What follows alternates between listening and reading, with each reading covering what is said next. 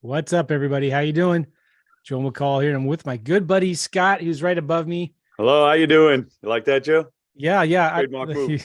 Well, actually, now when I move my screen, he's over to the left or right. But yeah, this is the standard Joe McCall wave that Scott makes fun of me doing all the time, I all the adopted time. I'm glad you guys are here. Listen, I've known Scott for a long time in my masterminds, a couple different masterminds that I'm in. He's been a very active real estate investor, has done a ton of deals, way more house deals than I've ever done. And he's got a lot of experience from the school of hard knocks. And he's going to talk about this because back in in 07, 08, you got crushed pretty much with the rest of us. But Scott's was more spectacular probably than most. And we're going to talk a little bit about that. Thanks, Judah, right there. And we're going to talk about how Scott learned from the mistakes that he made by basically being in too much debt, way in over his head. And we're seeing, by the way, Scott, right, a lot of people doing making the same mistakes today. Identical, same exact program that I was on back then. Yes. So Scott's going to talk about that. I don't want to steal his thunder, but we're going to be talking about how going ahead, he decided I'm going to do something radically different and people are going to say I'm crazy, but I'm going to do it anyway. And it is paid off. How many free and clear properties do you own right now, Scott? We're going to talk about it in just a second, but right now I have 158 properties. I think I have 78 of them are free and clear now. Yes. And they will all be free and clear within 5 years. But again, that's what we're going to talk about in just a second. So I'm stealing his thunder, but this is an amazing strategy. He calls it the slow flip strategy that you've never heard of before. And it's the best way I know to get debt-free real estate investing. And you can argue, and we'll talk about it. There is a place for debt. There is not a place for debt as well. Just today, Scott, on my drive from the golf course back to home with my son, listening to somebody on the radio talking about real estate, bragging about their rental property that they just bought that only had about 10 grand in equity, but it cash flowed $450 a month. And they were saying that they cash flowed $450 a month and they had a cash on cash return of 35%. It's all great until it's not. It's not. Oh, so we're going to talk about that. And this is going to be a really good webinar. So I've known Scott as a good friend. I know him. I've seen his business. I've seen the way he operates and runs his business. And he's the real deal. He's legit. I only interview people on these webinars and podcasts that I know and trust. And I like Scott a lot. So he's going to be teaching us how to use this strategy called slow flips. And it's going to be a lot of fun. So buckle up real quick. I want you all to do this. Please get out a pen and paper, a notepad, turn off Instagram and Facebook, get some notes and get ready to pay attention. I want you to take some notes, turn off the distractions. I'm going to be doing that myself as we go through this right now live. And I want you guys to really, really pay attention because this is going to change your life. If you want to get out of the rat race, if you want to discover what real freedom is, what more passive income actually really is through houses, then I don't know of anybody better than Scott to have right now talking about this. This is going to be controversial. Some of you may not like it, but I'm telling you, this is really, really important. Very, very important. So pay attention. So Scott, how you doing, man? I'm doing fantastic. And it's interesting what you say. It's going to be controversial because there is inevitably people who hate what I'm going to say. And it's not because they really hate it. It's because we've all been trained to believe certain things to be true. And when I'm speaking the opposite of that, they're like, but no, the world has always told me this is the way it's done. And so you might catch yourself doing that as I'm speaking. You're going to be thinking, no, everybody told me this is good and that's good. And this is the way I'm supposed to do it. But I'm telling you, and I'm going to share with you, I tried those other programs. And in the long run, this is what I see as absolutely being the best if your goal is to set yourself free. Yeah. Yeah. And guys, this is the truth in the masterminds with Scott. Everybody takes turns, and Scott is the one guy of all of the group. It's like everybody gets a hot seat, and he's the one guy who says like, well, things are going pretty good. I don't got anything really I need help with. Like I work a couple hours a day. I drink coffee and don't start work until 10 or 11 in the morning. And So he's got an amazing lifestyle, which everybody in the mastermind envies. And every time it comes to his turn, everybody rolls their eyes and in a funny way. I mean, we're just giving Yeah, him a hard time, right? All right. Are you ready, Scott? You want to share I'm your ready. screen I'm or? ready to rock and roll. Well, you're gonna have to bear with me because you know I'm not a tech guy. So let me figure out how to do this. Yeah. Share screen. All right. Awesome. What are you seeing? I see the smaller thumbnails on the left and a bigger slide on the right. Okay. I think I'm almost there. I see Aha. now do swap display. There we go. I see just your slide. One All slide. right. Sorry And about that, your guys. If you webcam turned off, but that's okay. I'm going to turn mine off too. my webcam turned off. Well, I just see like something in the horizon in the background, like a hill with some trees. Huh. Well, I didn't mean to turn it off. Well, that's okay. Just turn your video off in the Zoom window. Can you do that? Do you see that? Stop video. There you go. I'll stop mine too. So people will get more full screen anyway with our webcams off. All right. All right. Here we go. I don't know what happened, why it turned off. We're But good. am I still going to be able to see the chat, or you'll tell me if there's a Yeah, don't worry about the chat. I will, unless you want to turn it on. Nope, we're good. If you see questions though that I need to respond to, by all means, let me know. Yeah. And we'll go from there. So before we get started, guys, I just want to let you know that, and I know we already alluded to it, what I'm going to share with you, sometimes some people may, I don't want to say get offended by, but it almost disturbs your being of what you know to be real. And you're trained and ingrained with a certain way of doing things that people are going to tell you, leverage is great and debt's good and all these things, the Burr method, everybody loves to talk about. And so what we're going to get into today is kind of going to be a little bit against all that. So first I want to share with you, why am I here? I've been training, I've been doing real estate for a while. We're going to talk about that in a second, but I've been training for a bunch of years now. And recently I've been going through a process with myself as to find out what is my purpose, what do I want to achieve, and I came up with exactly what my mission is, and that is to help as many people as possible to set themselves free through real estate investing. And I wanted to clarify with that, it was to set themselves free, not me setting you free. It has to be you setting yourself free. You guys have seen too many times where somebody wins the lottery, wins a lawsuit, whatever happens, and they get a bunch of money feeling that they're free because somebody else or something else set them free, and it's always temporary. So my mission is to help as many people as I can to set themselves free through real estate investing, which is why I started doing this on a national scale, where I've just was doing it locally prior.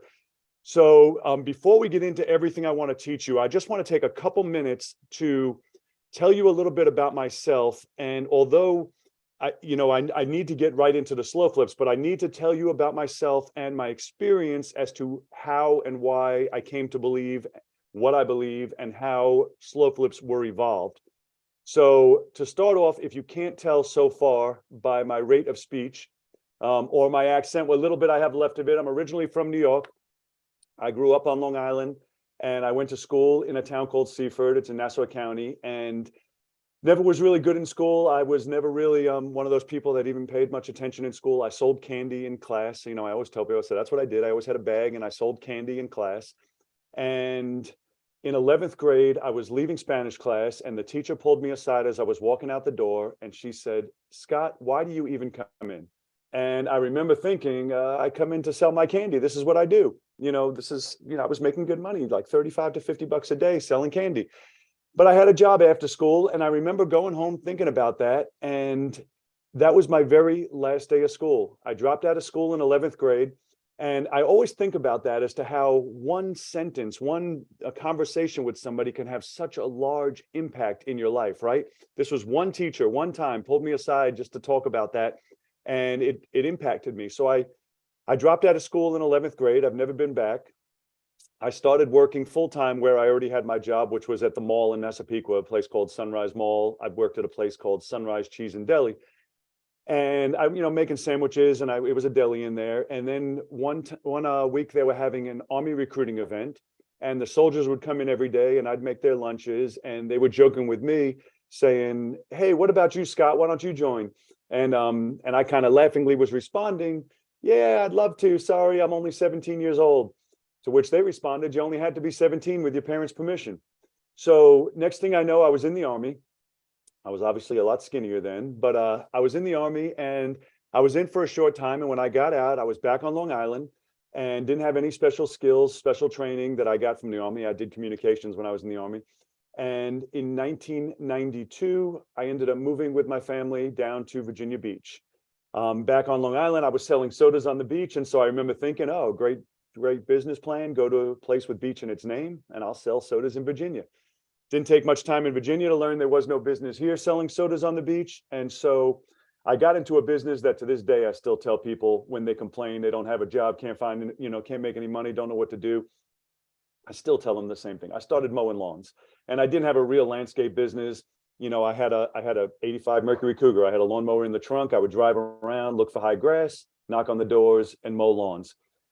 Well, in 1994, my brother got a flyer on his door, which this is here, I'm going to show you. And the part that caught his attention and subsequently my attention was at the very bottom, you can see it says non-qualifying assumption. Now, I don't know how old you guys are, if anybody's old enough to remember non-qualifying assumptions, but what it was basically just like you guys know subject to be, it was just like that, only with the bank's blessing. So the bank okayed it. There was no credit check, no job check, no check period. You just had to work out a deal with the seller. And in this case, the seller wanted $5,000 down and I can take over the mortgage, which was about just over $60,000. So I went over, I had the $5,000 cash in my pocket. I had no interest in real estate, mind you, but my thought was it's better to own than to rent. And so I figured if, I'm paying the same amount I'm paying now. I have the 5,000, might as well buy this place. So I walked over and walked around and pretend like I knew what I was looking at, even though I already knew everything I needed to know from the flyer. And then I pulled out my $5,000 and I thought I was going to hand her the $5,000 and she was going to hand me the keys. And that was my very first lesson in real estate, because I pulled out my money and she said, no, we have to do a contract and have a closing and go to an attorney's office. And my very next lesson was that $5,000 wasn't $5,000 by the time they were done with me, with title insurance and homeowners insurance and transfer taxes and recording fees. I was in for about $7,000, but I closed on that property and I moved into it. Now, I had no interest in real estate, but I, again, thought it was better to own than to rent. Now I started mowing lawns right around that neighborhood, and I was charging $10 each, and because they were small townhouses and I could walk from house to house. And about 2-3 weeks after I moved in, a sign comes up on the same block I'm on that was a handwritten magic marker on a white sign that said $2,000 down, take over payments. Now, I didn't know anything about real estate. I didn't know anything about values. I didn't know anything about anything. All I knew was I paid $5,000 down. This one was $2,000 down, and I felt like I got ripped off. And so my genius brain said, well, if I buy that one too, then it kind of cost averages me out to about $3,500 each. And so that seemed better than the $5,000. So I purchased the second house on the block and I rented it out for $675. My payment was $675. And that's a lot of years ago, guys. They're a lot more expensive now. These houses were $66 when I bought it, and now they're about $229. Anyway, I was renting it for about the same amount as my payment, which, I don't know how many people that are on this have rentals of their own, but that is not a great business plan. But that's what I did. And that was the first time I had a spark of real estate. I started becoming obsessed with real estate. I always called it my McDonald's plan, even though it had nothing to do with McDonald's. I never even worked at McDonald's, but I used to always tell my friends that I can buy $1 million worth of these properties, and then I can go work at McDonald's if I want and wait out time, 30 years, and I'll be a millionaire. And that was my plan. And I know it seems simple and basic, but it was working and it could have worked. And so I was well on my way. I became obsessed, calling on I know you guys probably don't remember, but we used to get our deals from the Saturday newspaper. That was pre-internet. And so I would call on every house every day. And I would buy houses as cheap as $500 down. The most was probably $5,000-$6,000 down. But I got to about 20 properties up until 2001. So from 1994 to 2001, I got to about 20 properties. These were all Virginia Beach townhouses, and they were good, solid properties. And what happened in 2001? And I can't see your faces to see how old you guys are, but in 2001, for those of you who remember, that was our first little taste of appreciation.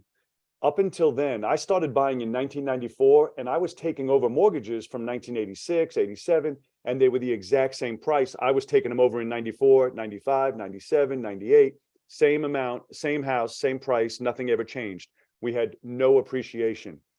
In 2001, I remember I was driving to my mother's house and I saw a townhouse just like the kind I knew with a for sale sign out front. And so I called on it, and I'm expecting they're all range between 60 and 70 grand. And the lady tells me she wants 90 grand. And I remember thinking, you're insane, 90 grand. And probably 6 months after that, same house is now 120. And they just started going crazy. Well, I was at this time now already been in real estate 6 years, and I felt like I knew what I was doing. I've been attending seminars, reading books, buying courses off TV, and I felt like I had a good understanding of the rest of the business. And so I did what everybody taught to do. And this is why I share this now, because it is what they still teach to do. And I remember after the bust, I was like, well, they're not going to teach that anymore. And sure enough, they still do. So I did what everybody taught to do, and you guys know what that is. I refied. I refied my houses, I pulled out the money, and I bought more houses. Refi till you die, baby. They love telling you that. Refi. It's debt equity, and pull your money out, make it work for you. It's tax-free, all this great taglines. But the reality is I refied my 20 properties, which were great houses, and parlayed them into 84 houses. Now I had 84 houses, but I also had 84 mortgages. And so we rocked and rolled. It's 2001, 2, 3, 4, 5. And and the way I like to word it is I am a huge success in the world's eyes, right? Anybody who I can talk to, I have 84 properties. What am I complaining about? What am I worried about? I have 84 houses.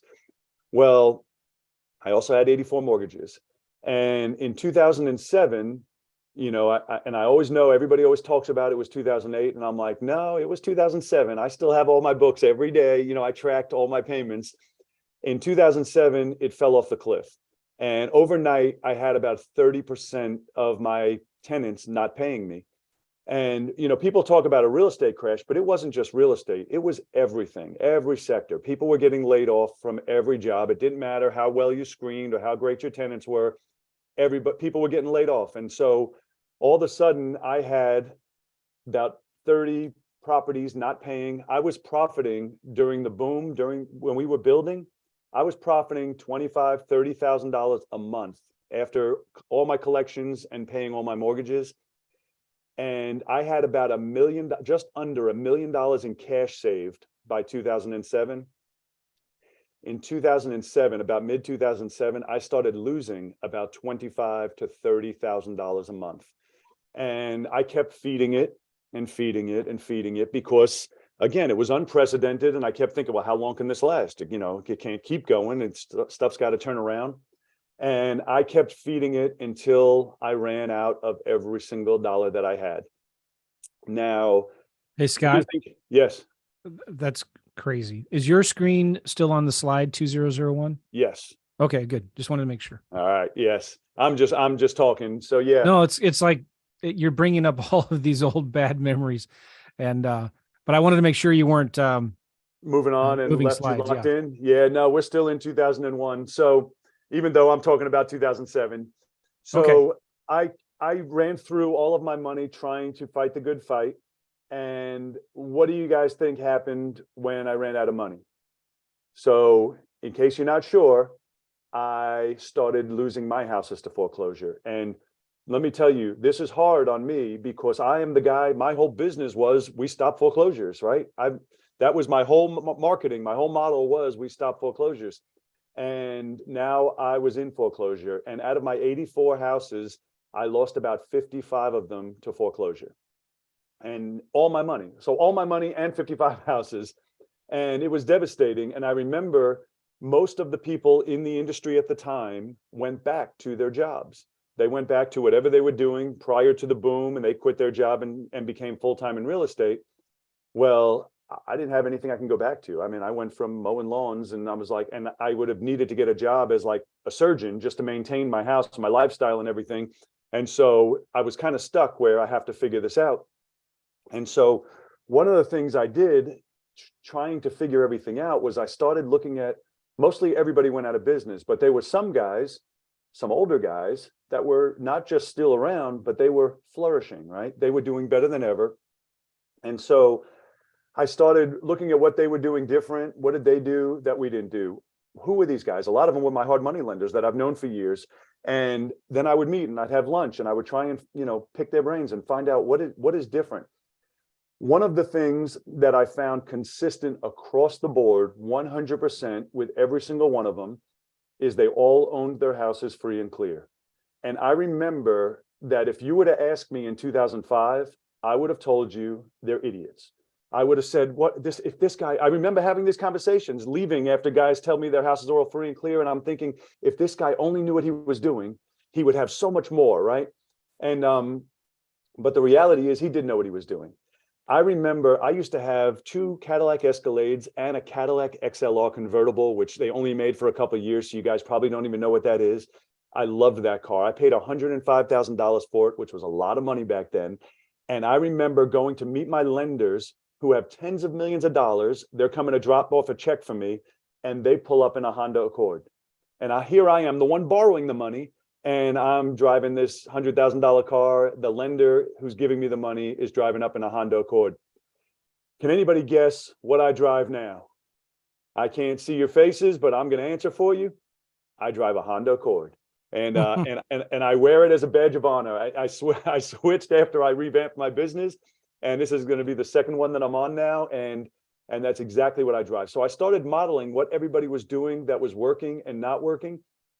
And one of the things I found was free and clear. However, you can't buy houses free and clear, right? Because in order to buy them free and clear, you have to have the money. So it was a learning process and a learning curve to develop what we now call the slow flip program, because, and I'm going to get into it in a minute and how it evolved, because it became a time where the houses were readily available and inexpensive, except you needed cash to buy them. Or if you were able to qualify with a bank, which after losing 55 houses to foreclosure, that wasn't going to happen. So just to give you a little short version of myself, how I became so debt adverse and how I got here today. So fast forward, I've been doing real estate full-time for 22 years now, over 22 years full-time. I've closed over 800 deals, and mostly all in my local market. I'm in a few different states right now, over 800 deals. I currently own 158 slow flips. I have 70, I believe it's 78 now that are free and clear. But as you're going to see in just a few minutes, they will all be free and clear within 5 years' time. So that's a moving target, because every time I buy a new one, it gets pushed 5 years for that last one. But every month or two, there's another 1 or 2 or 3 that gets paid off. So within 5 years, they'll all be free and clear. I average about 40 deals a year. Now, when I say 40 deals, these are not slow flips I'm talking about. When I say I average 40 deals a year, these are primarily wholesales. I also do wholesaling. And I know I'd like to touch on that for a second, because I know 40 does not sound like a lofty business. It does not sound like a lot at all. I know guys who talk about they're doing 40 deals a month, and I do 40 deals, but the way I do them, it's just me. I have no overhead. I closed 2 deals this week, to tell you. I did 20 grand, and one I did 35 grand. I have no overhead. It's all me. And so I don't have to do a lot of deals to have an awesome life. And that's on top of the slow flip business that we're talking about. So 12 is the number that I am most proud of. And I would like to ask you if you can take a guess what 12 is for, but since I can't see your faces, I'm going to just go ahead and tell you 12 is the number of weeks that I spend traveling every year with my family. So when I redesigned this whole business, after I started recovering from the bust, what I tried to do was figure out what kind of business I can create around the life I want. Instead of making a business that you just work as much as you can and then try and squeeze in your life to the time that's left, I wanted to design, what do I want my life to look like? And now what kind of business can I fit into the time that's left? And that is why I run the business the way I do. And I have, people, I always hear, you can make so much more money if, and I'm always like, I know, don't worry, you go make all that money. Don't worry about me, I'm doing okay. And And I don't answer to that because people are always like, if you would just do this and that and this, you can make so much more. And I don't worry about it. We do just fine. I'm like, don't worry about me. And we've been all over the place, do all kinds of stuff. And we make a huge business in a tiny amount of time. When Joe was talking earlier about I might drink my coffee till 11 o'clock, 12 o'clock in the afternoon.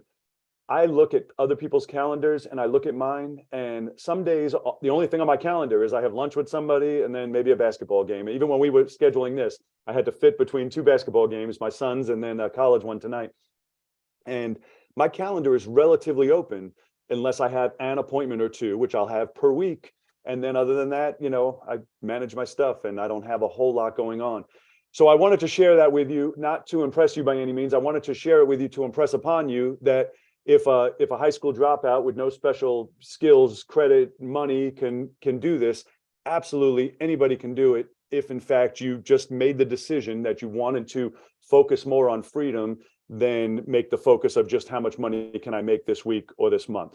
And that is the big focus about what I teach, is to focus on freedom. And so I want to start off with thinking about, what is your number? So sometimes we do a large exercise of what is your freedom number, right? And your future vision, and what does it take to make that exist? We're not going to do that today, but I want you to take a second just to think to yourself about how much you actually need to be free. And by free, I mean, you can go to work or not go to work. You can lay in bed all day if you want, and you have the ideal life that you wanted. You can do whatever you want, whenever you want, with whoever you want, right? So everybody has a number. And we're not going to do this today, but I want you to take some time and actually take out a pad and write, if you were to drive the house, drive the car you want, live in the house you want, vacation where you want, buy the things that you want, and then break it down on a monthly basis. How much would it take for you to actually be free? And I'm going to tell you, if you actually do the exercise, you're going to find it's a lot less than you think, especially when you don't have bills attached to it. When you don't have a car payment and a house payment and everything attached to it, it's a lot less than you think. Most people, and I'm not speaking for you, but most people that I've done this exercise with, the number that they come up with is right around $10,000 a month. And it amazes me what a small number it is, but that's the amount to be free. Now, it doesn't mean you stop there, but that's the amount you need to be free. Once you're free, now you can decide if you want to do more or not do more. It's important for you to know this number, because when we get into slow flips, which we're about to do right now, there's a definitive exact plan that we can put you on to get to this freedom number, generally within 5 to 7 years. And so this is why I really like you to have a number, so that you can make a plan and you can be free in 5 to 7 years. Now, to stop for a second, I know sometimes people hear 5 to 7 years, I wanted to be free next month. Well, that's great, but you can keep on that plan for the next 40, 50 years and always be trying for next month. Or you can do a dedicated plan that works and set yourself free in 5 to 7 years, which if you've been at this for any length of time, you'll appreciate 5 years is not a lot of time at all. So I want to talk to you before we get into slow flips about the great rental myth. Do you guys have rental properties? How many people out there have rental properties? I know that's a huge part of the business. Everybody, preaches, we do wholesaling, we do rehabs, but you buy rentals for your future. There's a little bit of rental myth that goes with it, and I call it the great rental myth. And a few parts of that, there's a few different parts. So I'm going to tell you, one part is leverage. So the great rental myth will go like this. They'll say, if you have $100,000, and keep in mind, I'm just making up numbers here. If you have $100,000, you could buy one house for $100,000 cash, or you can buy 10 houses with $10,000 down each and get a mortgage for $90,000. And if the house appreciates 10%, on the cash model, you made a 10% return. And on the leverage model, you made 100% return, because now you have 10 properties that each went up $10,000 each, right? And that's very attractive. And when they teach that, and I've been in the classes, you get all excited and you're like, man, this is definitely the way to go, because you're going to spread it all out and the little appreciation, we're all going to be rich. And it's great, right?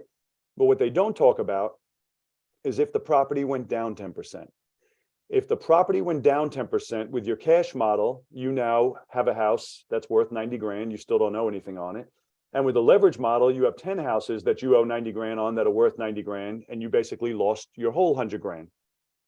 But you have a tenant in there, it's still cash flowing. What does it really matter, right? What they also don't talk about is what if it went down 30%? Well, if it went down 30%, now with your cash model, you have a $70,000 house. You paid 100 for it, but you still have it 70 and you have a tenant in there.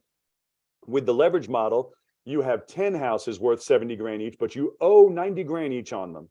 So now you're down 20 grand. You're upside, you lost your 100 and you owe $200,000 more than it's worth. So everybody likes to say, oh yeah, but that can't happen. That won't happen. Well, let me tell you, it can and it did. And I'm not saying it will again, but I'm going to give you real numbers on a specific house. So I had a lot. I had 55 that got foreclosed on, but I'm going to tell you about one specific. One specific house was in Portsmouth, Virginia. I bought it for $120,000.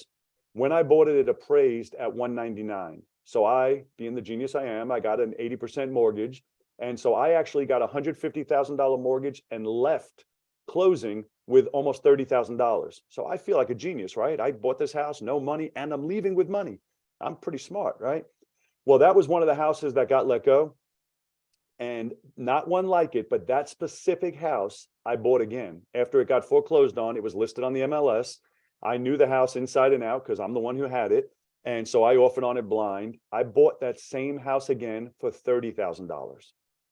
$30,000. I owed $150 on it. It appraised at $199,000, and I bought it, and I still own it today. I bought it for $30,000. And the reason I share that with you is because we talk about the market went down 20% or 30%, and it did. The retail market went down that way. But the motivated seller, the investor market, the bank REOs, they went down significantly more than 20, 30%. So if I had still kept that house and I owed 150 grand on it, how do you think I would feel knowing that I could buy one next door, the other one's like it for 30 grand? It's a position that I was in and a lot of people are in, but they continue to be in that position right now. The other part of the great rental myth is the spread. So what does everyone teach you? And I know I'm speaking for you. I know what they teach you though. They're going to teach you, subtract your management, subtract your estimated repairs and subtract this and that. And you should make, if you can make $300 a month, that's good. And now you have no money into it. You refied all this great stuff and you make $300 a month. And if you have 10, you make $3,000 a month and so on and so on. And all of that sounds great on paper. And trust me, I was all over it. 2005, Scott was all over that. And it's all great. But the reason I say it's a myth, and those of you who have a bunch of properties will understand this, is there's always an expense that will eat it. And you may say, well, I haven't had any repairs in 2 years or 3 years, so I'm actually keeping my $300 a month. And you mean it. You're not lying. You're real. You mean it. But you're not accounting for next year when there's a turnover and it has to be painted and carpeted and the air conditioner has to be replaced. And next thing you know, you had to spend $6 grand and now you're dead even for that $300 a month you were profiting and you got to start all over again. And what happens is you end up chasing the entire time. The entire time you end up chasing, or it's vacant for a month or 2 or 3 while someone's living in it and fighting you in court. And so now you have to pay that mortgage out of pocket and you end up chasing the entire time. So I have a vision in my head and I want to share it with you. And the vision is, have you guys seen, I'm sure you guys have seen the TV show, the cartoon, The Simpsons, right? So I try and utilize this vision so that you can understand exactly what I'm talking about. So I have this vision in my head of Mr. Burns from The Simpsons being at the top of the bank building. Any city in America, you go to the tall buildings and what are they? They're bank buildings. And they're bank buildings for a reason because they're the lenders. We're the ones running around. So I have this vision of us running around, dealing with tenants, dealing with the stolen air conditioner, going to court, doing all these different things, dealing with repairs and leaky sinks and toilets, so we can collect this money, so we can send it on up to Mr. Burns. And he's going to be sitting at the top of the building with his hands just like that, and he's waiting on us. And so people will argue with me. They say, no, but I'm doing it and I'm profiting. If you can profit, I'm not saying rentals don't work. Rentals do work, but they work on a different way, a different level, and they are not as stable as what we're doing now.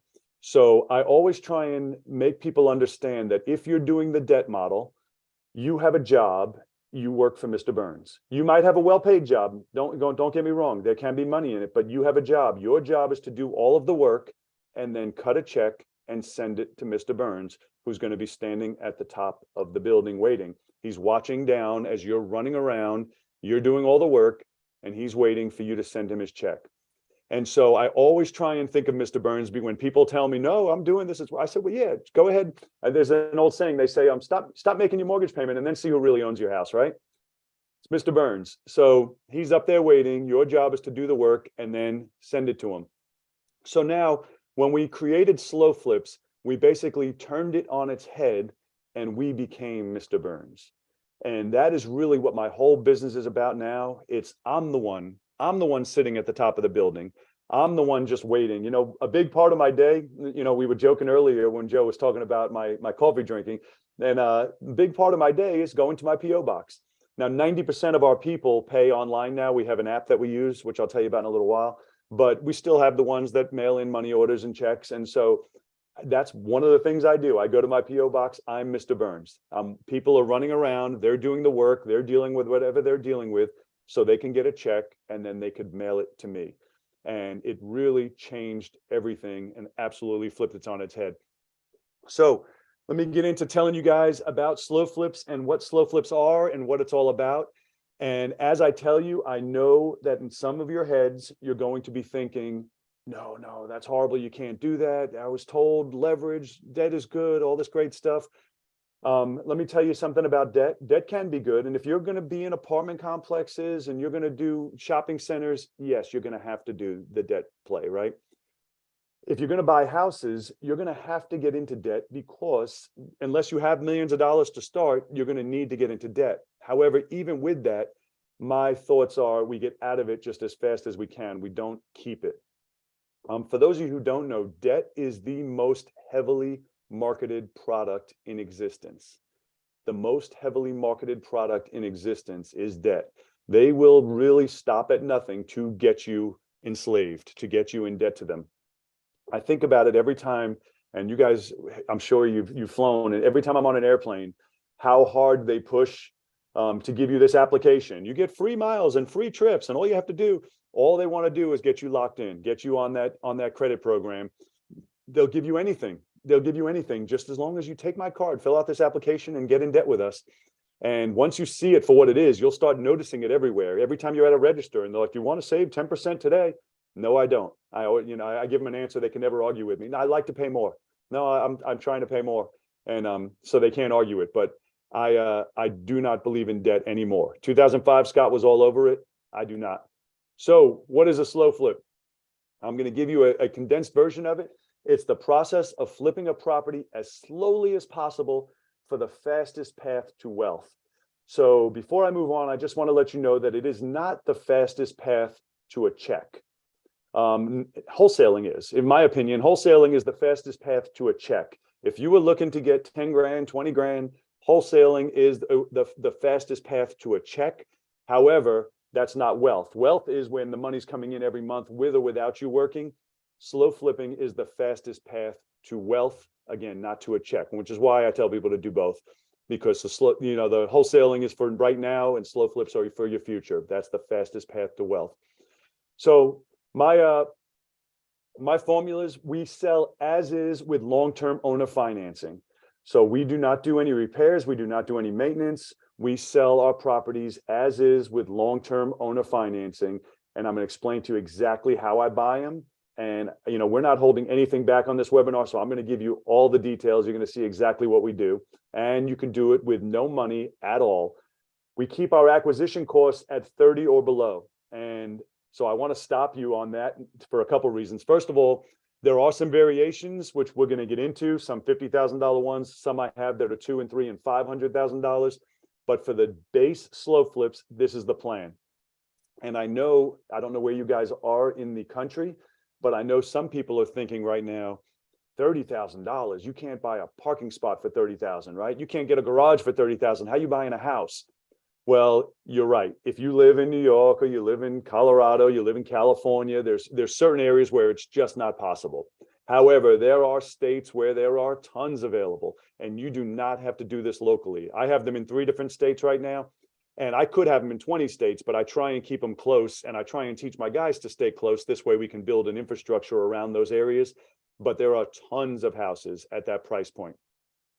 We borrow from private lenders the full $30,000. Now we pay 12% on a 5-year mortgage, and that 5 years is fully amortized. So it's not 5 years and then there's a balloon and you have to pay it off. It's 5 years, meaning 60 payments, and then it is paid off. There is no 61st payment. So when you borrow on 5 years at 12%, the payment is $667.33, and it's 60 months. Now, let me explain to you why we pay 12%. And I want to make sure to clarify this because you don't have to. The reason I pay 12% is because that was the number that works for the amount of money that we were collecting to be able to have it paid off in 5 years. Now, I have guys in my program who borrow money at 6% and 8%.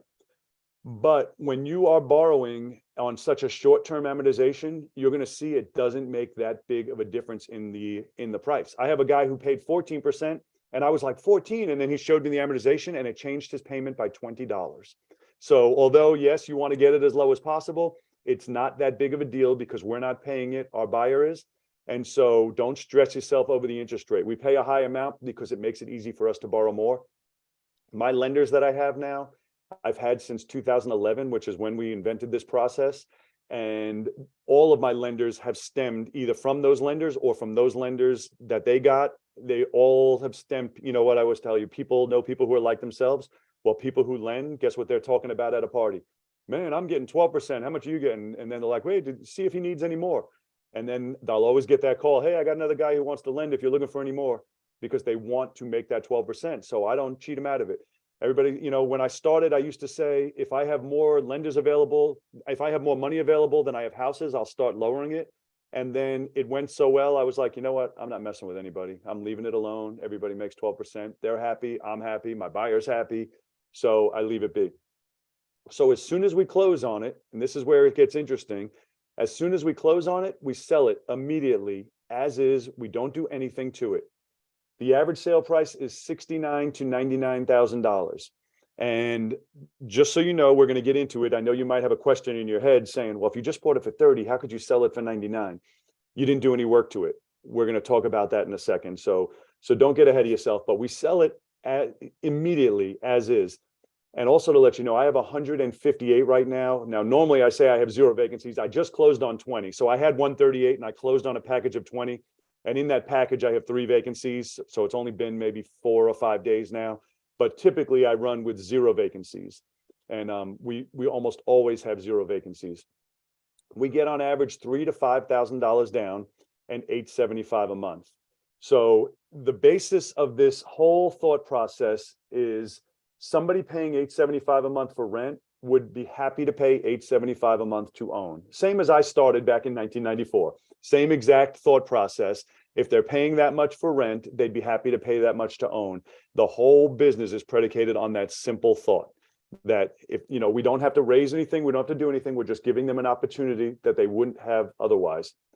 So on average, we end up making $500 a month on average after taxes and insurance. And I know it's higher than that, but I try and use low numbers. I use low numbers on purpose because it'll work all throughout the country. And it's numbers that work in good times and bad times. Because right now, during this recent run up we had, to be frankly honest, we were getting 8,000-10,000 down and 11 and 12.75 a month.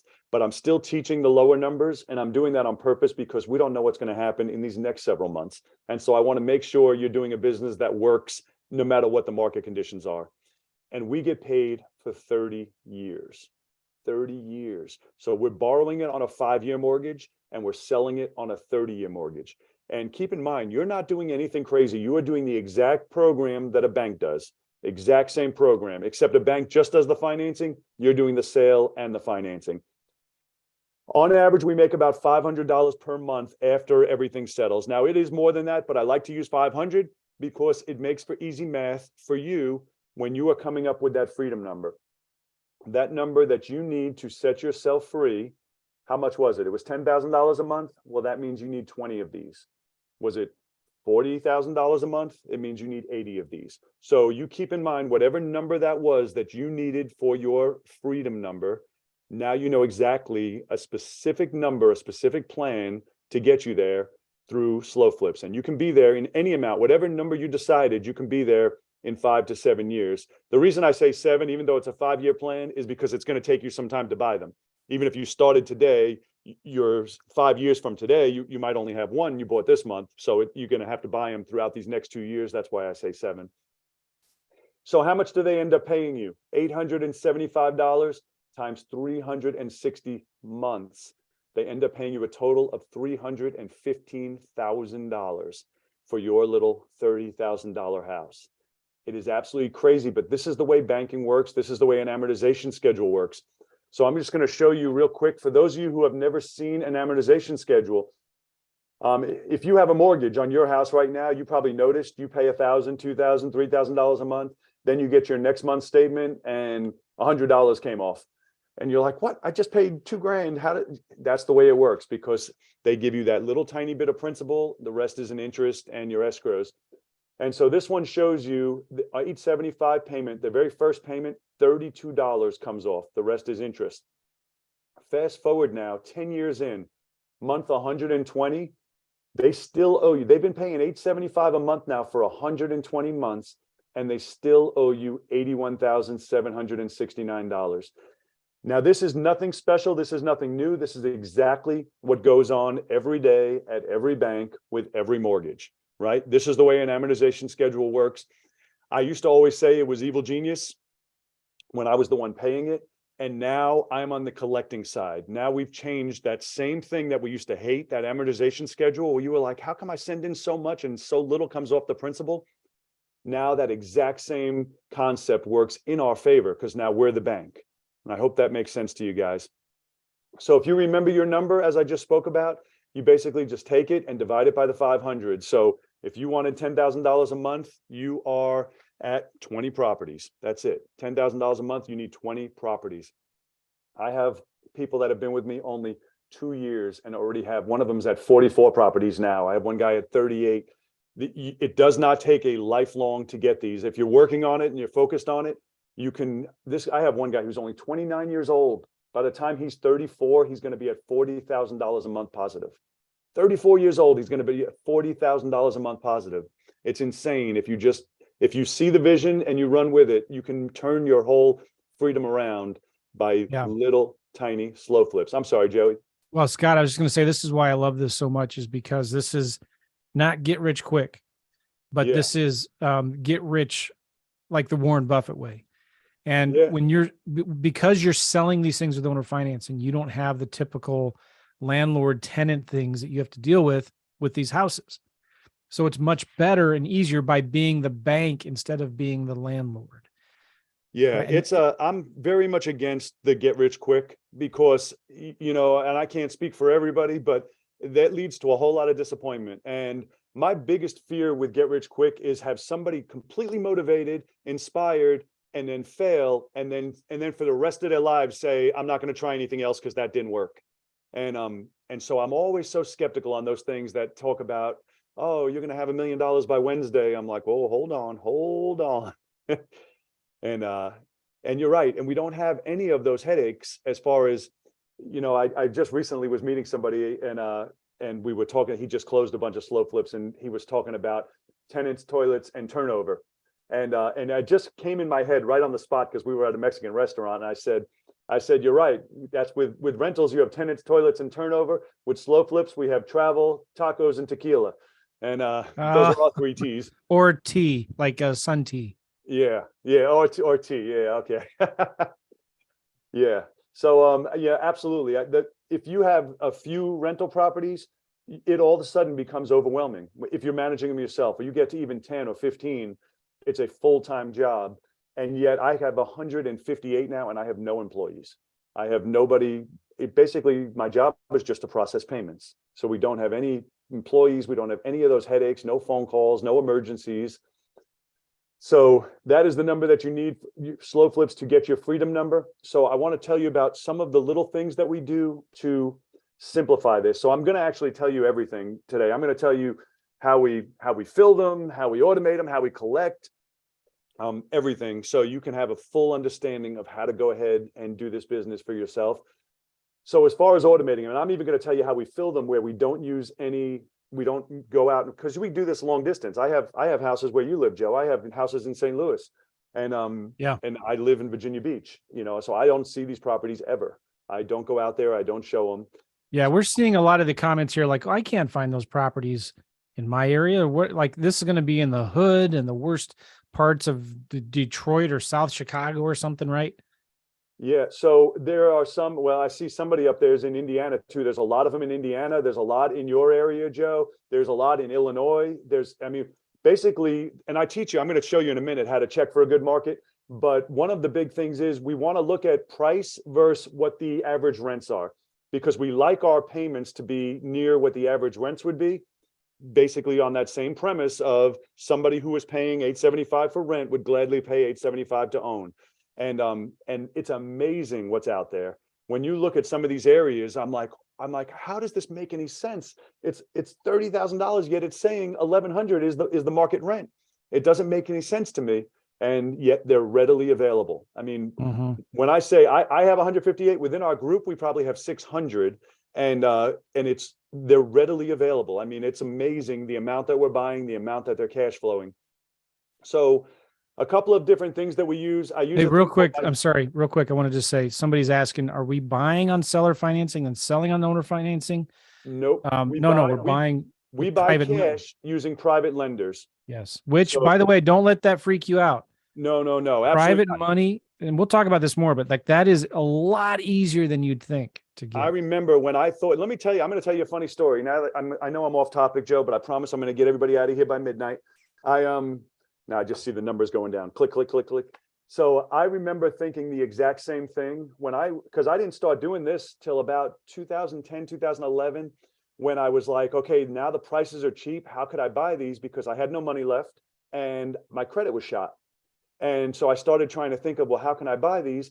There was hard money lenders who would loan, but that doesn't work for rentals or for slow flips. You need a private lender. Hard money lenders want to be paid back in 6 months. And everybody I would talk to about doing rental financing wanted to give me a 30-year loan. And I remember it just clicked in my head one day, and I'm like 30 years, you buy a car, same price, you buy a car for 30 grand, 40 grand, 50 grand, and they finance it to you for 5 years. But yet I buy a house and you guys want to finance it to me for 30 years. And I remember saying, that's where we came up with, we say we buy them like a car and we sell them like a house. I said, that's it. I'm not doing it. I'm buying it like a car. I'm buying it for 5 years. Well, let me tell you, the borrowing is easier than you can imagine, because a lot of lenders, a lot of people who are potential lenders, and I'm calling them lenders, but they're not. They're just people with money in their bank account. They become lenders. They're not lenders right now. They don't want to lend for 30 years because they're thinking, I'm not even going to be alive in 30 years. I don't want to go that far. But 5 years and being secured by a piece of real estate is about as no-brainer of a loan as a person can ever make. I mean, they're loaning a tiny amount of money against a property, and it's paid back completely in 5 years and at a good % interest. So it's easy. We're going to talk about finding lenders. It's really easy, actually, a lot easier than you would think. So we use a software called My Deal Factory, which just manages your entire business, and it also does some automations for filling properties, which we're going to talk about in a second. I also use Best Investor Sites, which actually leads you to a Carrot site, which we use for putting our properties on, for putting videos on, so we don't ever actually show the properties or meet with anybody. So I'm going to tell you the way I show my houses. And before I even tell you, I want to tell you in advance, I know some of you are going to hate it. And you're going to say to yourself, you can't do that. You can't do that. That's not allowed. You're going to get ripped off and all these horrible things, right? But I'm going to tell you, we do it. We've been doing it. I haven't had a problem. I've been doing it for years and years and years. And I am well aware that someday I may have a problem. And if I do, it would still have been well worth the hundreds and hundreds of hours I've saved. So as soon as we close on a property, the very first thing we do is we put it on a lockbox. So let me tell you, if I'm closing on a house that's in another state, I obviously personally am not putting it on a lockbox, but usually I find them in Facebook Marketplace, which we'll talk about in a minute, in a real estate investing group, not Marketplace, but real estate investing groups on Facebook. For every city, there's tons of them. So we join those groups in the city we're in, and then we'll find a person who will go out and take pictures for us, put on a lockbox, put signs up. Generally, we pay them about $200. So we don't ever actually go to see it, but we put the house on a lockbox first thing that we do. When someone calls, so let me tell you about this. I do not talk to anybody until they have driven by the property and walked around it, because 99% of the people who are calling you And you guys with rentals will know this. They are just wasting your time. They want to talk to you for 20 minutes. And then if they ever actually do go out there, they already know they don't like the area, the neighborhood, the look of the house or whatever. And now they wasted all your time. So I don't do any of that. And I know I'm off topic, but I'm going to tell you the way we do it with my Deal Factory is every house gets a different phone number temporarily while the house is vacant. And then when someone calls, they get a message from that. It's only on that house. So it tells you the house you're calling about is located at 123 Main Street. It is a 3-bedroom, 1 bath, and it needs paint and carpet, and it's, overgrown with shrubs or whatever it may be. I'm owner financing it with $3,000 down and $875 a month, no credit check. Drive by 123 Main Street. Feel free to walk around the property and look in the windows. And if this looks like the house for you, then call me and I'll give them my Google Voice number at that point. So I won't talk to them until they've driven by it and looked at it. If they call me, the first thing I ask, have you already been to the property? And they'll say, oh, no. I say, well, go look at it and then call me back. I don't want to have a 20-minute conversation if they haven't seen it. So anyway, so the first thing I do, I ensure they have driven by and walked the property, because if they hadn't, I don't want to have a conversation with them, right? I want to make sure they've already seen the property before we waste a bunch of time talking. Then what are they inevitably going to say? When can I see it? And I always tell them, anytime is fine with me. Just give me a call an hour in advance. If I can't make it, I have a neighbor with a key who can open the door for you. So I tell them the exact same answer every single time. Give me a call an hour in advance, and either I will meet them or my neighbor has a key and they will come meet you and open up the door. When they finally call, I tell them the same thing. They say, oh, okay, we're getting ready to leave the house now. We'll be there in an hour. I say, okay, that's fine. Call me when you get there. If I'm not there, my neighbor has a key and they will let you in. Now, just so you guys know, there is no neighbor. When they arrive, I tell them the neighbor just stepped out. And because they're already there, I said, I wasn't able to make it. My neighbor just stepped out. Because you're already there, I'm going to go ahead and give you the code so you can let yourself in. And then I stay with them on the phone while they open the box. And I say, the code is 2008. Roll the dial to 2008, the little tab on the left. Push down, the front of the box will fall forward. Take the key out, open the door, put the key back in the box, spin the dial. Take as long as you want walking around the house, and then give me a call back if you have any questions. So I never actually meet them. There is no neighbor. I just do that so I'm not telling people in advance that I'm going to let them in. This way, first off, they keep their appointment. And second off, they don't plan on, hey, he's giving us the code, let's bring a truck and we'll get ourselves a refrigerator, right? So can that happen? Absolutely. It still hasn't happened to me. I've been using my same lockbox code since 2008. My code is 2008. I give it to everybody, and I've yet to have an issue. Not to say I won't have an issue tomorrow, but if I do have an issue, it'll still be worth it. Hundreds and hundreds of hours I've saved. So the very first time I meet them, if they like the house and they call me back when they're leaving and they say, okay, what's the next step? The first time I meet them is when they show up to do the paperwork. That's it. If they like it, say it's $5,000 down, I'll say, well, do you have the $5,000? Yes. And they say, okay, well, we want to do it. Text me your full name, address, all their information. I will prepare the paperwork, and I meet them for the very first time when they're giving me the $5,000 and we're signing paperwork. And that's it. I don't show properties. I don't meet with them. I don't do anything. One of my long distance ones in Illinois, we do it at an attorney's office because Illinois requires them to be recorded. But in Missouri, we do them right over DocuSign and FedEx. We don't ever actually have to meet anybody. And so people always ask, well, how do you do it if you have never seen the house? I said, I don't need to. I've seen a video. I've had somebody go and walk it for me.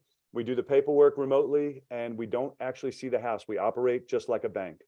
Now, Scott, I know you've talked about this, but we're getting some questions about, are these really, really trash properties? Are they not good areas? How do you know whether it's an area is a good area or not? So actually, we're going to talk about that in a minute. So no, I always tell people, I say, I buy the best of the worst neighborhoods. So I don't buy one of my rules is I don't buy anywhere that you would feel unsafe, and not that I'm going there anyway, but I don't want anybody to be unsafe there, even somebody who's putting on a lockbox for me or a tenant buyer.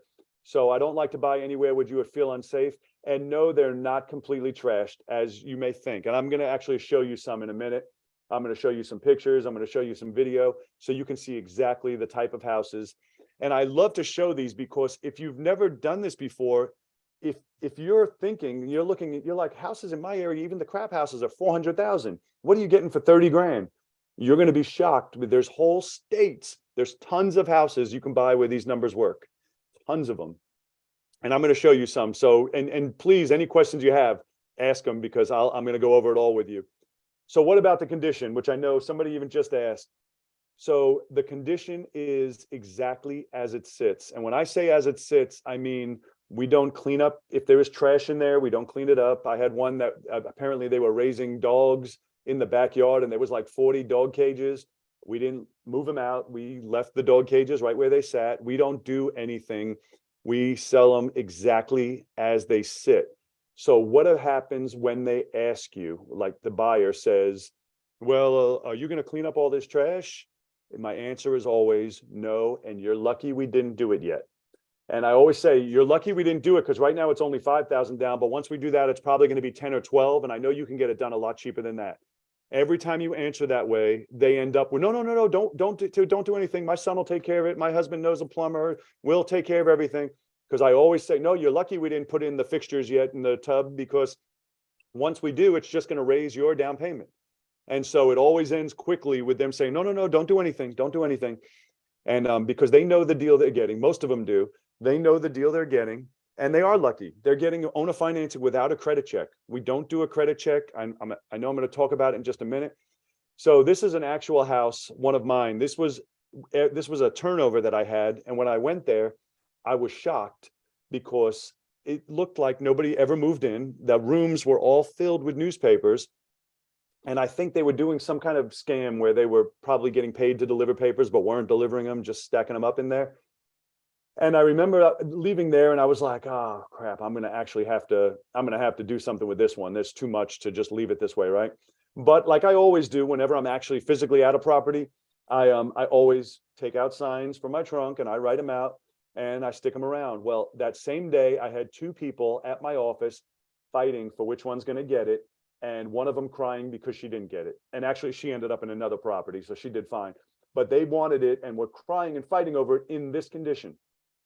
And it's amazing to me, you know, when people think, oh, well, you have to, I see people sometimes and they're like, well, the house got trashed. It's going to cost me 15 grand to turn it over.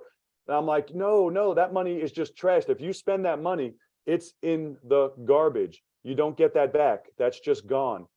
So I'm going to show you a real short video here, and I'm probably not going to play the whole thing for you, but this first one I'm going to show you is my worst one. So the reason I wanted to share this one with you is I bought a package of 24 houses, and it's going to say 5 years ago, but it's not quite 5, because they'll be paid off in 5 years, and I have 10 payments left. So 4 years and 2 months ago. And this was one of them. Now, this was probably the best deal I've ever done in my life. From the time I turned it over, I'm cash flowing over $10,000 a month. And after I finish these next 10 payments, then I'll be at $20,000 a month, positive cash flow, and multiple millions in equity. But this house was boarded up when I got it, and I did not fully inspect all of them. And I was in the Bahamas, and I had a guy go over, and he says, Scott, did you know this house had a fire? And I was like, oh man, they got me. And I knew the seller. That's why I was kind of surprised he did this without mentioning it to me. And so one of the 24 had a fire in it. This is what you're about to see. So at first I was mad. I ended up getting these houses, let me just tell you, for $21,000 each, 24 of them. At first I was mad, and then I was like, you know what? If I throw this house away or donate it to a church or just get rid of it, I'll still be at $22,000 each, which is still a really good deal. And so I came to peace with it. But my guy was there, and so I said, hey, do a video, put it out, and put signs out. And sure enough, within about a week, we got a buyer for it. And I sold this one cheap, mind you. I think I sold it at $55,000. The add-on to this story is this particular one, he completely renovated, and maybe 3 or 4 months ago, he resold it, and I got paid off in full on this one. But I don't know if my sound's going to come through for you guys. It may. You'll have to let me know. But if not, I'll just talk to you. But I'm going to show you what this one looked like on the inside, just so you can get. This was my worst one. I'm at today, 1423 24th Street, Newport News, Virginia. We have a We hear it a little bit. 1.5 bath home for sale with owner financing. I'm going to show you a quick walkthrough of this home. Yeah, it's good. As you see, this home had some fire damage to it. Nothing to hide. We have what's left of a ceiling fan there, recliner. Like I said, this is your living room right here. Nice red painted walls. Nice red paint, huh? Yeah. Some paint will need to be redone. Yeah, some paint. There's 1 bedroom downstairs, 2 bedrooms upstairs, a half bath downstairs, a full bath upstairs. So this is the bedroom downstairs. Like I said, it's gonna need a lot of work. This is a contractor special. So I don't need to play you the whole thing, but you get the gist of it. So I want to tell you a couple things. First of all, that was my worst one. And yes, it still worked out to be very profitable. I made his payment cheap. I think he was paying me like $525 a month because obviously it was going to be a full renovation. And I made his purchase price cheap. I think it was like 50 or 55,000, and he's since paid me off. But what I wanted to clarify with that is, had that been a regular appointment or a regular buy call, the answer is no, I would not have bought it. Now, knowing what I know now, that it got filled, that it got sold, that I got paid off, yes, it was a great deal. But if I'm choosing a house and making a decision, there's no way I would buy a house in that condition. I want to make sure to clarify that, so you don't think just because something's cheap, it's a slow flip. One of my rules is I want the house to be livable. It doesn't have to be the way you would live in it, but I want it to be livable where somebody could live in it while they work on it. So now I'm going to show you what a more typical one would be. So this is a actual slow flip I bought, and I think I go over the numbers in it as well. If you can't hear, then I'll speak over it. No, we can't hear it. So the sound's not coming through, Joe? No. What city is this in? This is in Newport News, Virginia. And so, so if you can't hear anything, I'll just speak over and let you know. So Yeah, the video quality is good. as you can see, this is the condition we purchased it in. No, can't hear it. Okay, so what I'm just showing you is the condition of the property and the way it looks, and I'm explaining the way a slow flip works, that I'm not going to clean anything up. I'm going to sell it exactly as you see it right now. This is exactly the way it's going to be sold. And just so you can see the walls, and there's some garbage in there. But I mean, again, compared to what you just saw, this is what I like. I like something that's livable, somebody can fix up on their own, work on it, make it their home. And this particular one, I have a follow-up video, which is why I put this one in here, because my guy went to pick up the lockbox a few weeks later after it was filled, and the guy was in there working on it. And so he asked him if he can do a video, so we get to see what it looked like after the fact. So I didn't clean out the food in the cabinets. I didn't open up the fridge, and you guys know, never open up a fridge, right? And so I didn't clean anything. This is exactly the way I bought it, and this is exactly the way I sold it. So I'm about to share with you, but you can't hear, so I'll just tell you. I purchased this house for $20,000. I bought it from another investor, which we're going to talk about in a minute, is where we get these deals from. A big source is from other investors, and I'll explain to you why. So I purchased it for 20, but I still borrowed 30 because I always borrow 30 on every deal. And I'll explain to you why after, when we get to raising money. Well, I walked away from closing with a check for a little over $7,000 because of after closing costs.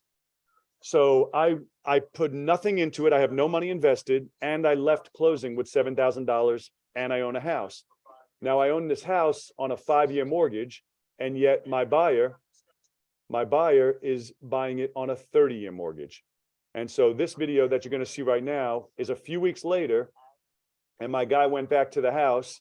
He went to pick up the lockbox, but the guy was there working on it. So he did a video walkthrough, so you can see what it looks like. And as you look, I want to keep you guys thinking that I only have 20, and it's hard to say $20,000. It's less than a Honda Accord. I only have $20,000 invested in this house. And now all of the work done to it was done on someone else's dollar. Someone else spent the money. Someone else did the work. Someone loves the home, and it's his home. Mind you, when I say I have the homes, I own them. The deed's in my name, but really it's his home, and I just collect the payments. And I hope I'm making that clear for you guys. It's his home. I haven't seen the house since then. I would likely never see the house again, which is the way I like it. I'm just Mr. Burns, collecting my check on the 1st of the month through the 5th of the month. Everybody's making their payments, and I'm at the top of the bank building just waiting on them to send it up. And if you've had rentals, you can appreciate what a different life that is from when you are a landlord. When you're a landlord, there's a lot of work that goes into landlording. There is not a lot of work that goes into slow flipping. And slow flipping, as you can see, someone else is doing the work. Someone's doing the work, someone's paying for the work, someone's managing the work.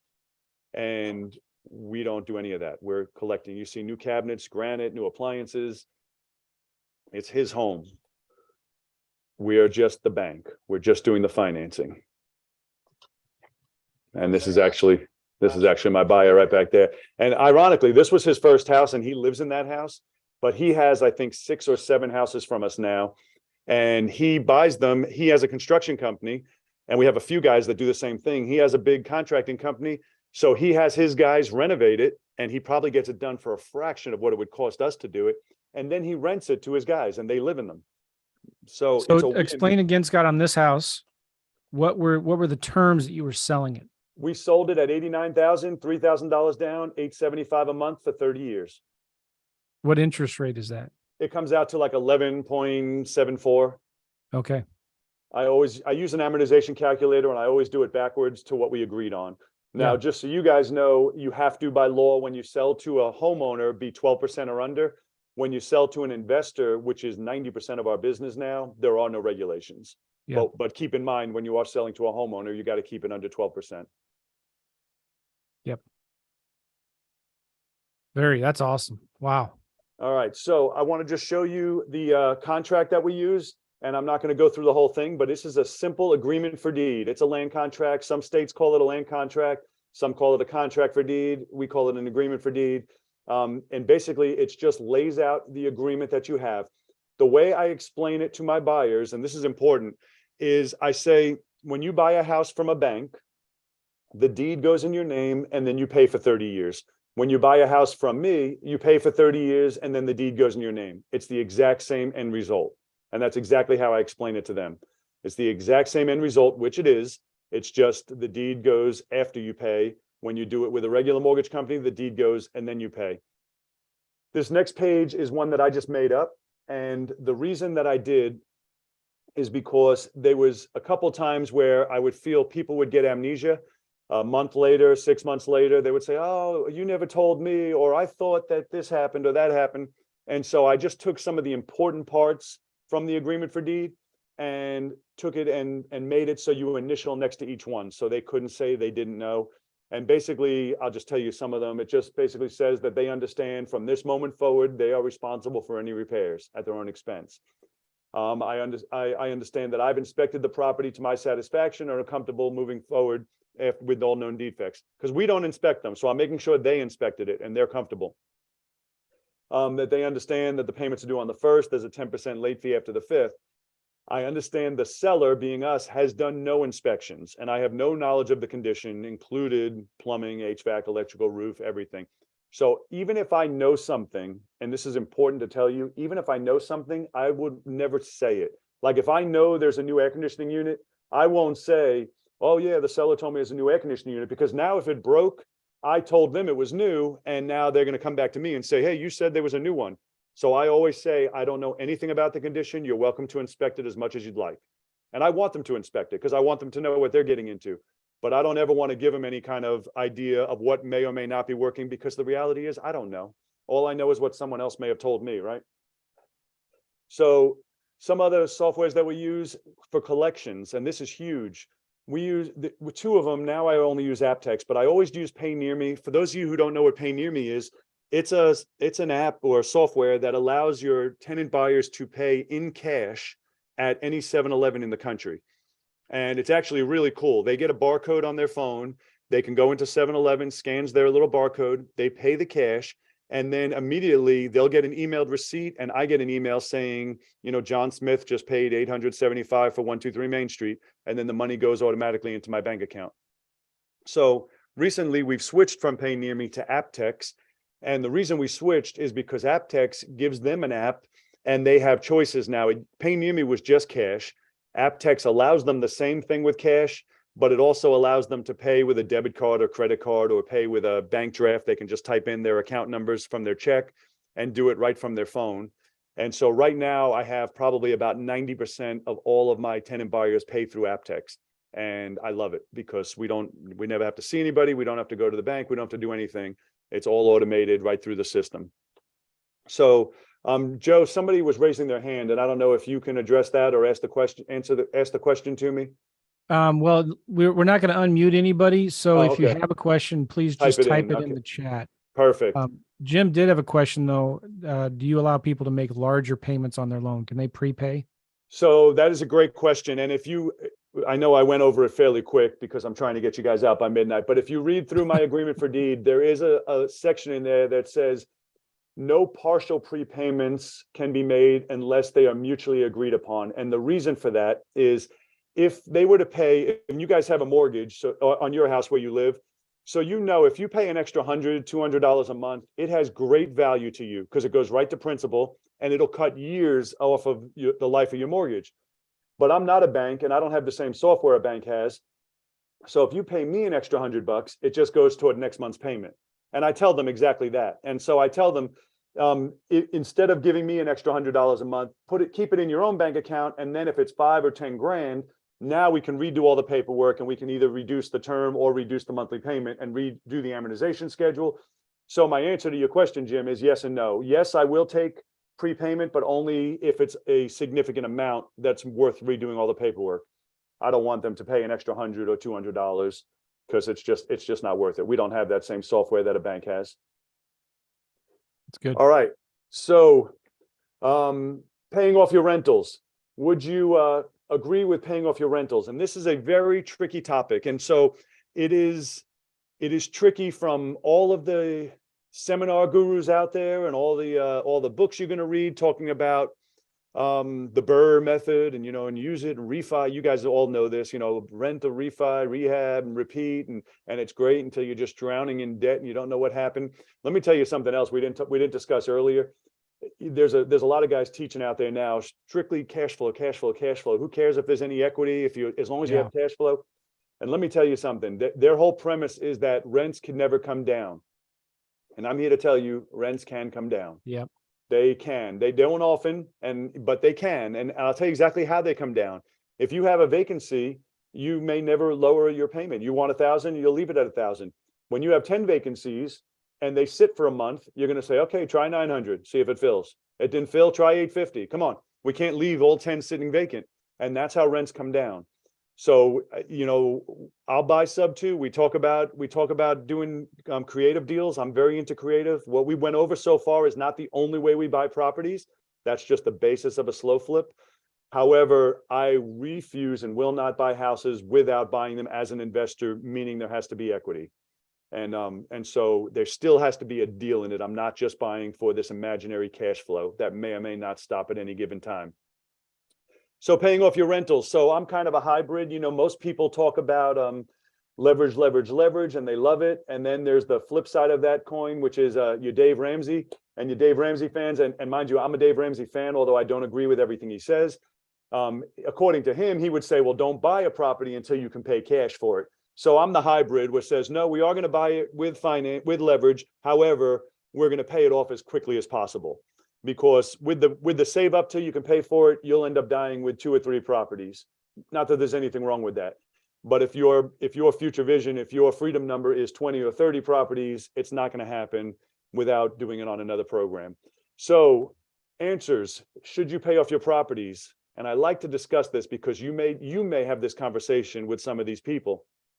So if you were to ask your lawyer, should you pay off your properties? You might go into a closing tomorrow and say, hey, I heard this guy Scott on the computer yesterday saying, pay off my properties. What do you think? Your lawyer typically is going to say, whoa, no, don't do that. You don't want to pay off your properties because now if something happens, a lawyer is going to look at it and you're going to be a target for lawsuits. Well, let me tell you, your lawyer's right. And there's a way around that. We're not going to get into that today, but there's a way to structure you can have liens on your property even though you don't have mortgages. So there's a way to still structure it.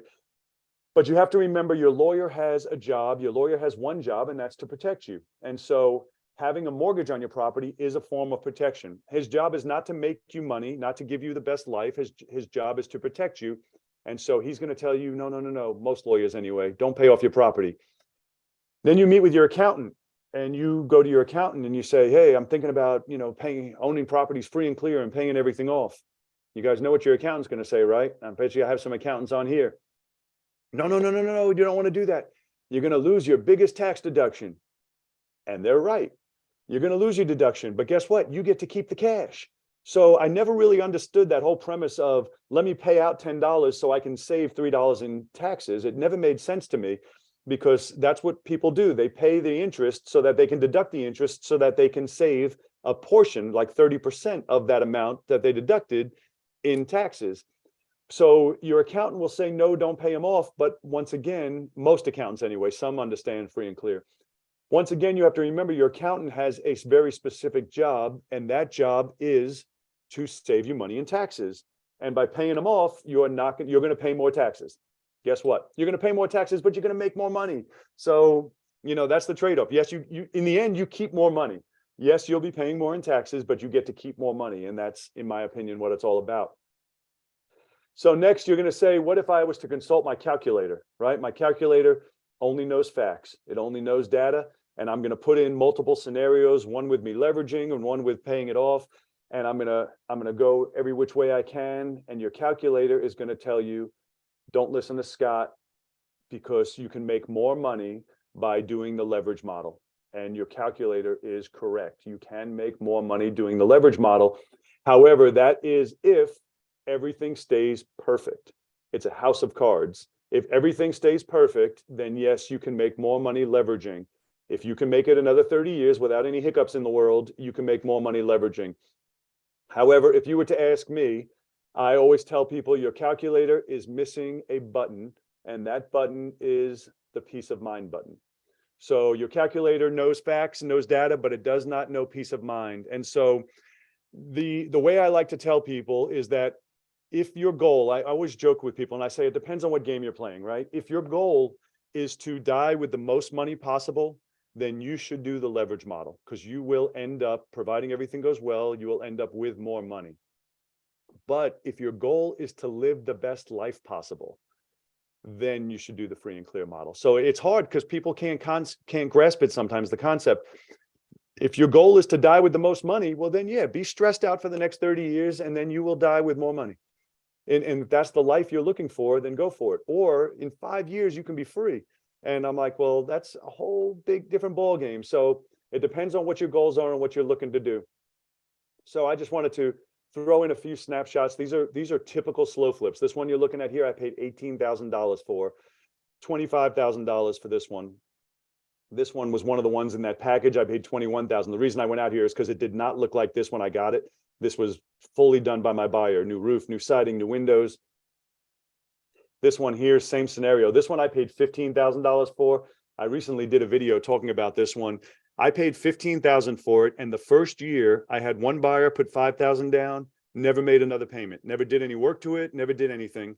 Then I had a second buyer put $5,000 down, same scenario, never did anything. So now I got $15,000 invested and I've got $10,000 back already.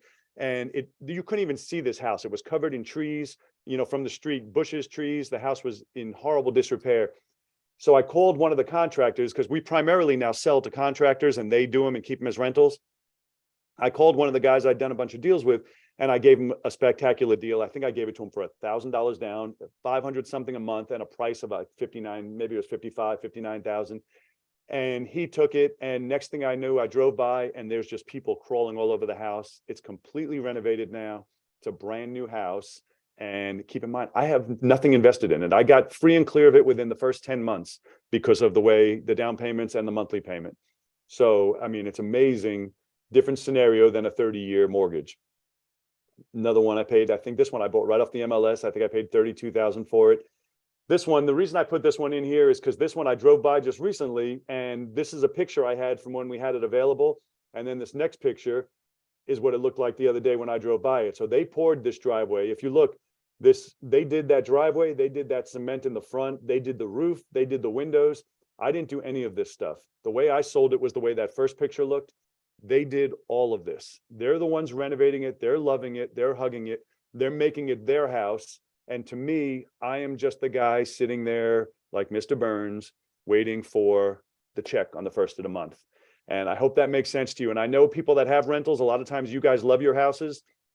And I used to love my houses. And it's hard to separate yourself because when you do slow flips, they're not really your house anymore. You still own it, the deed's still in your name, but it's someone else who's loving the house. It's not yours anymore. And so it's hard on some people to grasp that concept.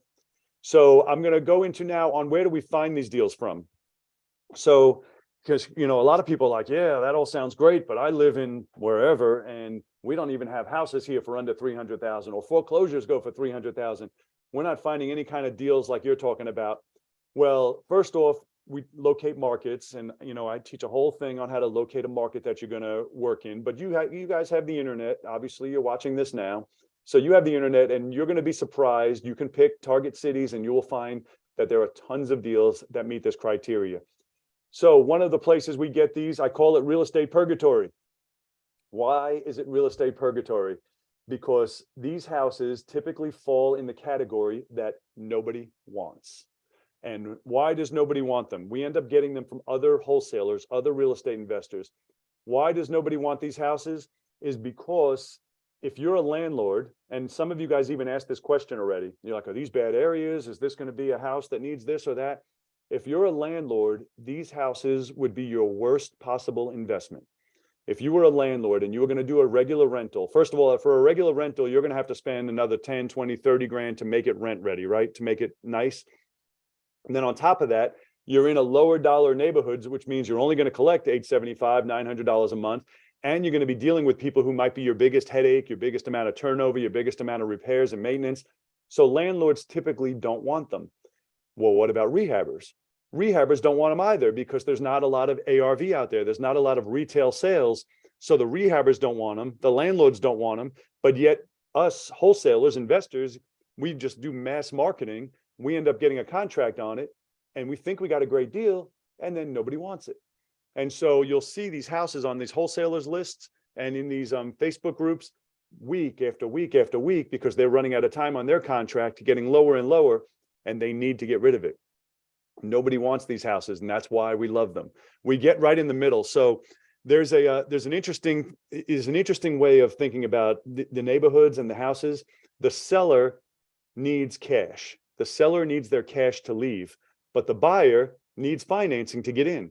And so all we're doing is stepping in the middle. We're just getting right in the middle. The seller needs the cash, buyer needs the financing. We get right in the middle of them, and that's all we do. We provide the financing for them. Craigslist and Facebook Marketplace. So it's Craigslist used to be really good. I haven't actually been getting too much on Craigslist anymore because mostly everything's moved to Facebook Marketplace.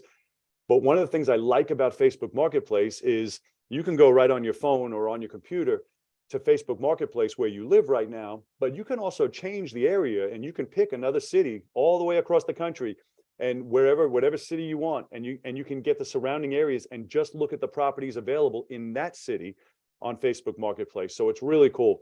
And then one of the best ways is going to be wholesaling groups on Facebook. There are tons of wholesaling groups and you can be as specific as you want.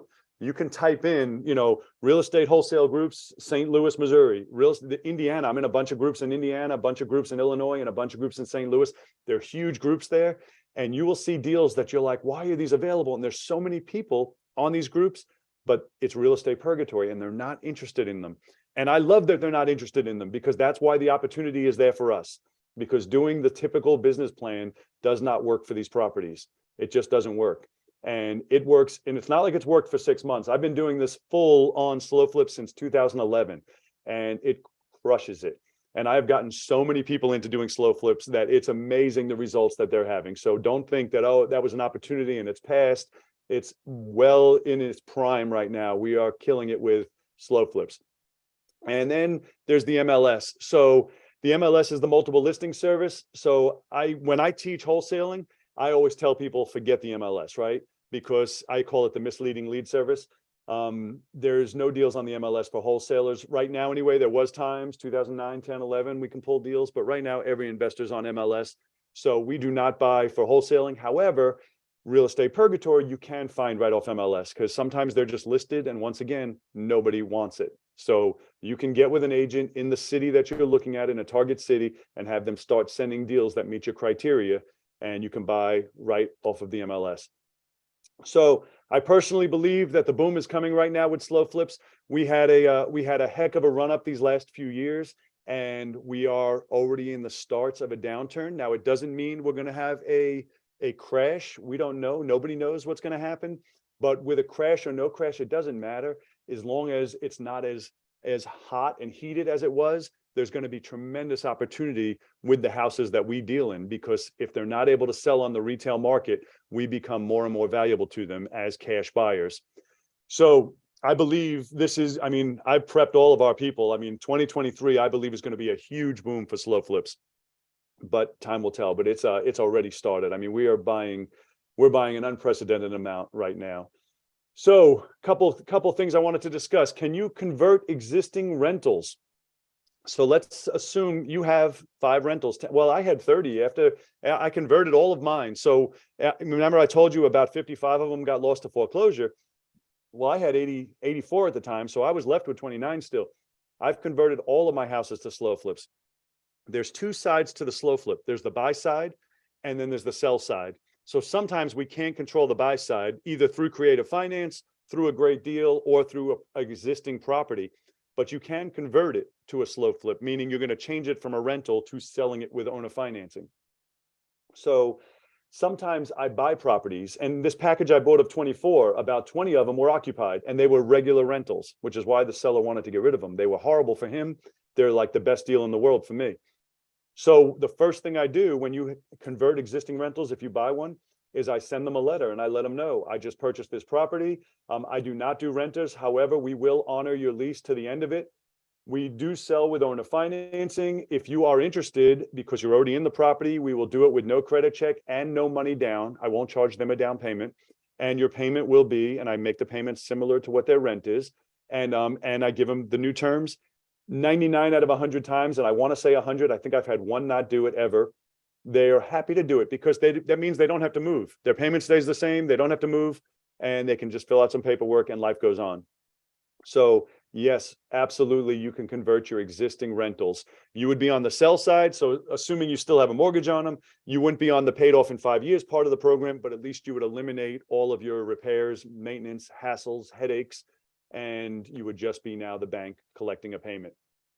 So I want to tell you about some unconventional slow flips, and I'm just going to tell you about a handful of them just so you can get an idea, so I can kind of broaden your mind to not think that it's strictly the $30,000 houses. Yes, that's my bread and butter, but we can do them with all kinds of stuff. So the first one I want to tell you about is a Masonic temple building I bought. I purchased a building. It was a big commercial building, 8,000 square feet. It was a Masonic temple since the 50s. I bought it for $195,000. And when I first bought it, I didn't really know what I was going to do with it. I thought I'd wholesale it, but I didn't have any luck getting as much as I was hoping I would get for it. So what I ended up doing is I ended up breaking off 3 lots, and I sold the 3 lots for 60, 60, and 65. And so I got back 185,000 of my 195, right, selling those 3 lots. Then I advertised the building as a giant slow flip. I sold it with $25,000 down. I sold it for $499 at $4,997, $5,000 a month. And so just from the down payment, I was free and clear of the property and already had profit, and $5,000 a month, completely free and clear profit in my pocket, no dollars invested at this point, and it's $5,000 a month profit in my pocket. And I wanted to share that just so you can get a gist of it. It doesn't have to just be the one kind of property. You can do all kinds of properties, and it's not just one kind. My personal house. So I moved in 2000 and I listed my house for sale. I was going to list my house for sale, but I bought my house. My previous house I bought in 2006. And so for any of you guys who remember the market in 2006, it was about as high as it was ever going to get. And by 2020, I was right about what I paid for it. And so I decided I was going to sell it as a slow flip. My agent said he thought I would get 570 for it. I wanted at least 600, so I put it up for 600 with owner financing. My first person who came to look at it decided that they wanted it, but they did not want to do my owner financing. They moved from California. And for those of you guys in California know, money's a whole different ballgame out there. Little houses sell for $2 million, right? This was a big 3,600 square foot house. It was nice. So they tell me they want to buy the house, but they don't want to do my financing. They just want to pay for it. And I said that, that's fine. I'll agree as long as I'm not paying any agent commissions. I'm not doing any repairs. I'm not doing any appraisal guarantee. I'm not doing anything. I want to net $599. They agreed. We closed. They paid cash, and I ended up getting $599 for it. Well, we did the math, and I netted almost $100,000 more than I would have netted had I sold it on the market. If I listed it, it would have been 570. I would have paid 10%, 6% for agent, closing cost assistance. I would have had to do the punch list stuff to get it sold. I ended up netting about $100,000 more because I opted to sell it as a slow flip, even though that's not the way it worked out. Package of 8 properties. So recently, and this I'm telling you this one because it didn't fit into the 30,000, but it still worked out great. I had a seller sell me 8 properties. These were all in Norfolk, Virginia, and they were more expensive. I think I paid $55,000 each for them, but they're nice houses, and I slow flipped them all for I think 189. So he sold them all to me 100% owner financing, no money down, on a 10-year mortgage at 4% interest. And so from month number 1, I had over $1 million in equity and $5,000 a month positive cash flow from month number 1. And then after they're paid off, I'll be up another $5,000 or $6,000 a month positive cash flow. But that's just from one deal.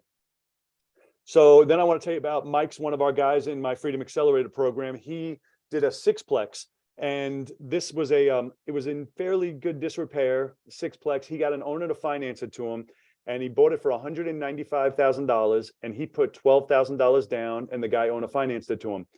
We immediately marketed it for him, and we got it sold at $299 with $25,000 down. And so from month number 1, he had no money invested and already had some profit, but then he was also making $1,000 a month in positive cash flow.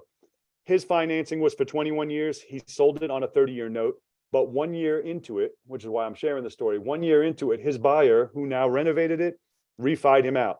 And so he walked away with about $100,000 more from closing, because I refied him out. So the guy had a payoff. So he walked away with $100,000, a little over $100,000 in cash at closing from this guy refining him out. And so I wanted to share those just so you can get an idea in your head of, 30,000 is my bread and butter deals, but we slow flip anything that we can. It's not just one type of deal. I want your mind to be open when you're dealing with slow flips. It's not just one. Yeah, Scott, real quick. Yes. A couple of people have asked, they're not understanding how you're getting $500 a month, because you're paying $677 a month, let's say, and you're getting $875 a month. Wondering where the disconnect is. I didn't clarify. That's after they're paid off. Right. That's after they're paid off. I use 500 just to do easy math, but let's say you're getting 875. We still pay the taxes and insurance out of that. And so I always factor on 500. I mostly do 500, even though most of ours are at 1,000 now, but I still do 500 because it makes for easy math. So you know how many you need to get to your freedom number. Yep. But yes, that's not until they're paid off. I have a saying that people hate, but I'm going to share it with you anyway. I tell people, you do not deserve to get $1 from your properties until they're free and clear, until you pay them off. And people hate that because we've all been taught to make the spread, make the spread, make the spread. And I'm like, no, if there's money, you either leave it in the account so that you have money if and when there's a vacancy, or you pay it toward the mortgage. If it's a sub 2 or something, you pay it toward the mortgage so we get it paid off. Yeah. And then you get paid for the rest of your life, but not $300 a month and $200 a month, which can easily flip upside down on you. Did that answer your question, Joe? Yeah, very good. Thanks. All right. So now I want to talk to you about filling slow flips, because I know I told you briefly before how we do them, how we do our showings. One of the ways that we fill them, and you guys are going to laugh when I show you this, is I use absolutely horrible, misspelled, disgusting looking handwritten signs. And so let me explain to you why. Years ago, and this goes back, I don't know, 2010, 11, 12, I can't remember the exact year. I would never write a sign because my handwriting is deplorable, right? And so I always had someone else write them for me. I went out to this property, and while I was there, I saw that the tenant had moved out, and we changed the locks on the property. And I always have blanks in my trunk. So I figured, well, I'm here anyway, so let me stick some signs out. So I stuck the signs out, and then that day and the next day, my phone rang insane over and over. It was just going crazy. The next day I filled the property, drove back out there, picked up the signs, and had them sitting in my office. Well, I don't know if it was a week or two later, a guy that worked for me came in the office, and he's standing in front of my desk looking behind me, and he goes, "What's a CHEP house?" And I was like, "Excuse me?" And he's like, "What's a CHEP house? CHEP." And I turned around and saw the sign was misspelled. And I know how to spell, and I just did it. I was writing real fast, and I didn't even think about it. And I wrote CHEP house. Well, at first I was embarrassed. I was like, oh my God, I can't believe I put out a sign looking like that. And I was embarrassed about it. And I was like, oh God, what am I going to do? And then it dawned on me is that why my phone rang so crazy? And so I started testing, and I started putting out nice signs and putting out crazy bad signs. And my crazy bad signs outperform nice signs 10-1. 10 calls for every 1 call on a nice sign. And it's crazy how well the bad signs do. And I've talked to people and found out the reasoning. And the reasoning is very simple. So we don't, I think, well, we didn't get up to it yet. I'm going to tell you, we don't do any credit checks. We do first come, first serve, which we'll talk about in a minute. But when people are our buyer is either someone that doesn't have great credit, or they have fine credit, but they have a job where they get paid in cash or work off the books, or they own their own company and don't have good tax returns and good books. They need us, right? But they also know that if they have a beautiful sign, and let's just use Remax as an example, they have a beautiful property management sign. They know that that guy is going to tell them, I need a $45 application fee, and then they're going to get declined. So they don't even call. They don't even call on the nice signs. When they see a sign that looks like that, you know what they're saying? There's a guy I can work with. And the phone rings like crazy. And I know it's embarrassing, and you're like, well, I don't want to put out a sign that looks like that. Trust me, 10-1. 10-1 is going to be your results. Facebook Marketplace is our huge place for getting rid of our properties. We put out those signs and Facebook Marketplace. We do Craigslist, we do Facebook Marketplace and signs. And those are basically the 3 ways that we fill the properties. We will use YouTube as well. As you grow, you'll start building a following on YouTube for your properties. And until then, it'll get almost no traction, but you'll still do it because you can send people a link so they can see the interior before they go out there and look at it. So another question is, how do I test new markets? You're telling me to go on Google and find a neighborhood that says properties for X dollars. How do I know there's a market to fill them? How do I know people want to live there? So we do a thing called ghost ads.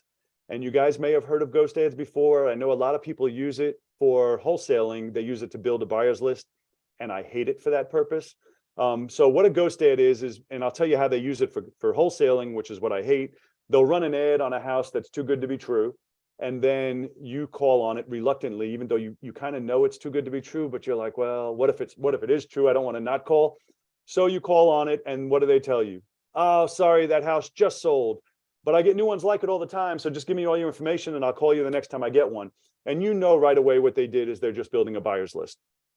So we do a very similar thing, but with a different intent, and we actually can still work with these people, is we'll run an ad when we're looking at a new market. We'll run an ad in that market with a house, not the exact house, but a house very similar to the one we're considering buying, with very similar condition, very similar down payment, very similar monthly payment. And then we just gauge the response. So sometimes, and I'll tell you a market in particular, sometimes you'll get no response, or you'll get a response with people thinking you're out of your mind. $800, these houses are all $400 around here. Well, now you just learned a lesson for free that that's not a good market for slow flips. And sometimes you'll have the opposite response where everybody's like, when can I see it? When can I have the $3,000 in cash right now? Can I get it tonight? And you don't even have that house yet, but now you know you have a hot market for them.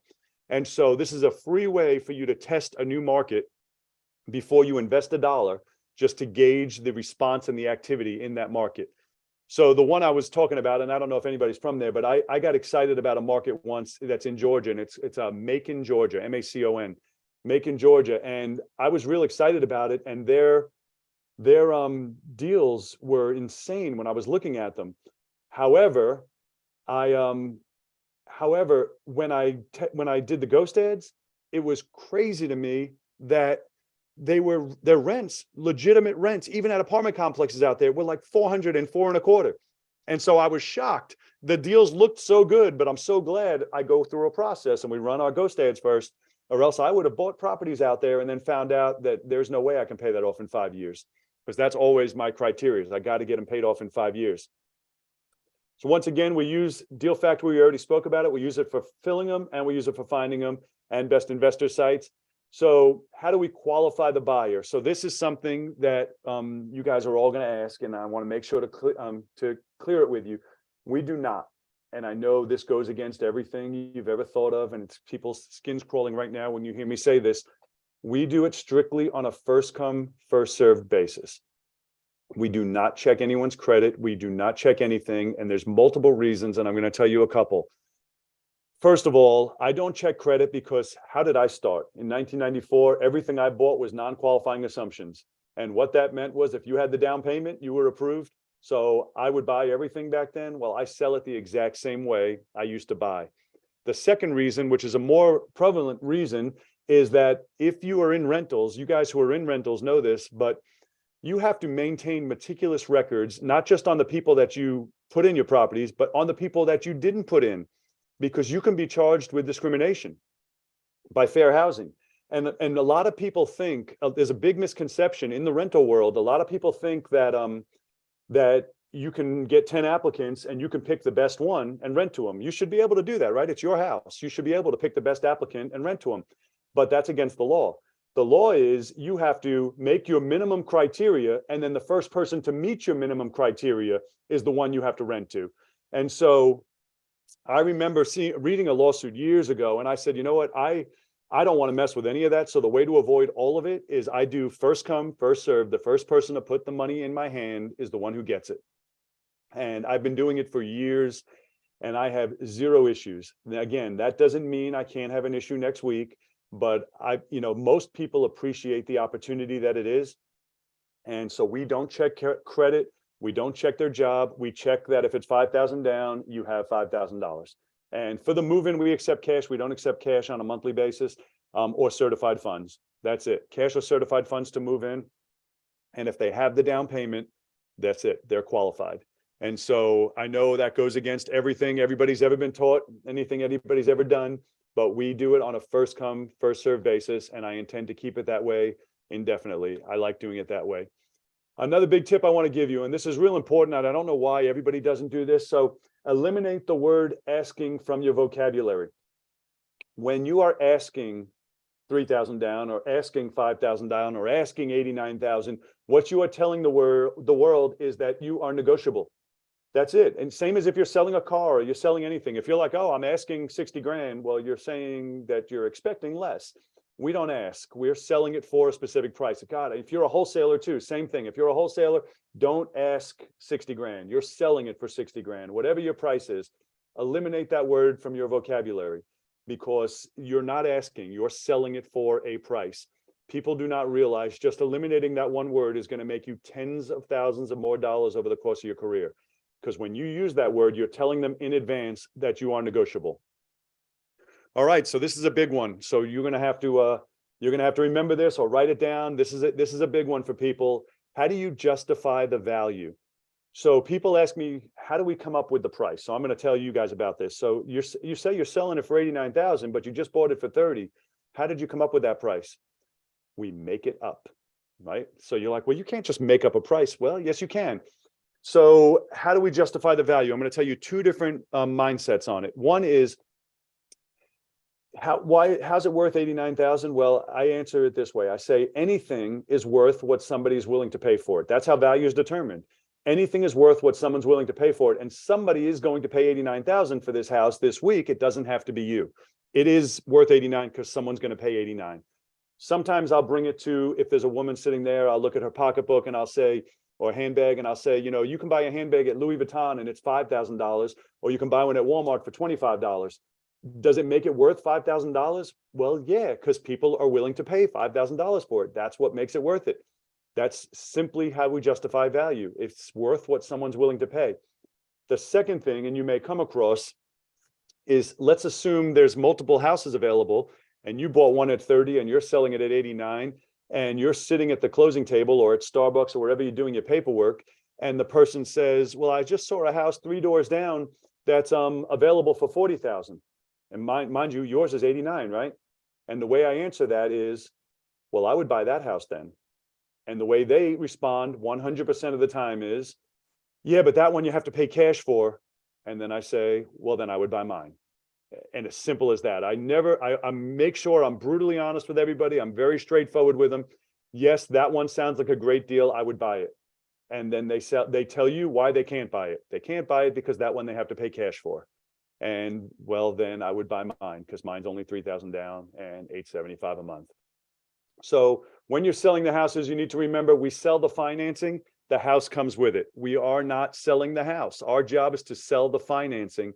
The house comes with it. And I want you to start thinking of it that way, because otherwise you will trick your own mind into thinking, well, it's not worth 90 grand. Why is somebody going to pay 90 grand? Remember, you're selling them the financing and they're getting great value out of it. I've had people, you know, a lot of times people think that, oh, you're taking advantage of people, you're selling. I said, no. You're looking at it from the wrong perspective. Talk to them.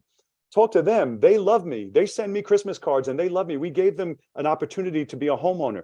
Their rent does not go up every year. When they rent at a place, guess what? Every year they get a nice letter saying now it's $25 more. With us, they have a payment. It's not rent, and it does not go up every year. So they have a property. They own it. They can take care of it. They fix it up the way they want. It's their house, and they can sell it. This past year, I had 11 of my buyers that sold their houses. One of them walked away with over 100 grand. I bought it at 30. I sold it to him for 89. He renovated it and sold it at, I think, like 240. He walked away with over 100 grand because it was a great market. I don't care. One of my rules is I tell people we don't count the money in another man's pocket, right? I want them to make money. I want everybody to make money. I want everybody to win in the situation.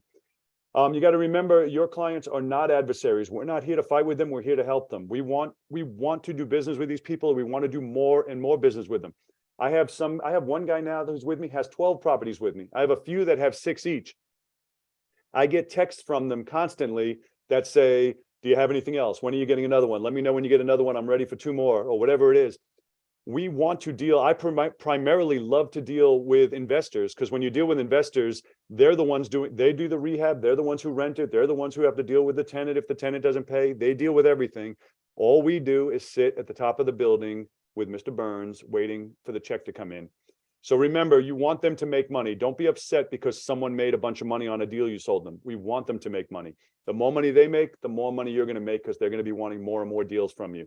So remember that always. Don't count the money in another man's pocket. So another tip, I just want to talk about insurance. When you insure, it's going to be completely up to you what you do.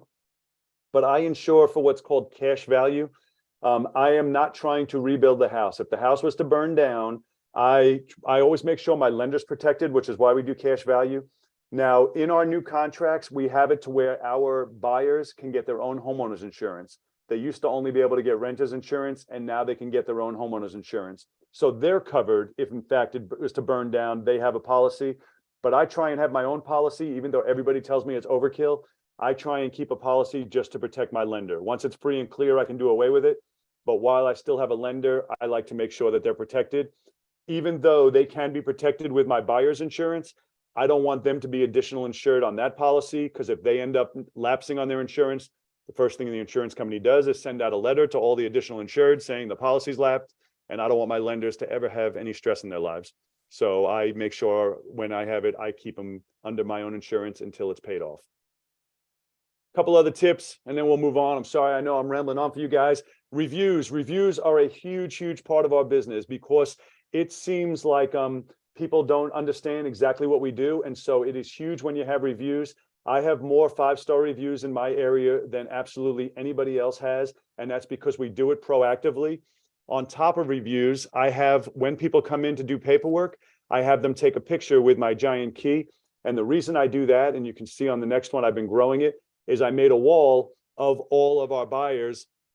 And so I'm constantly adding new ones. And when they come in, they see it.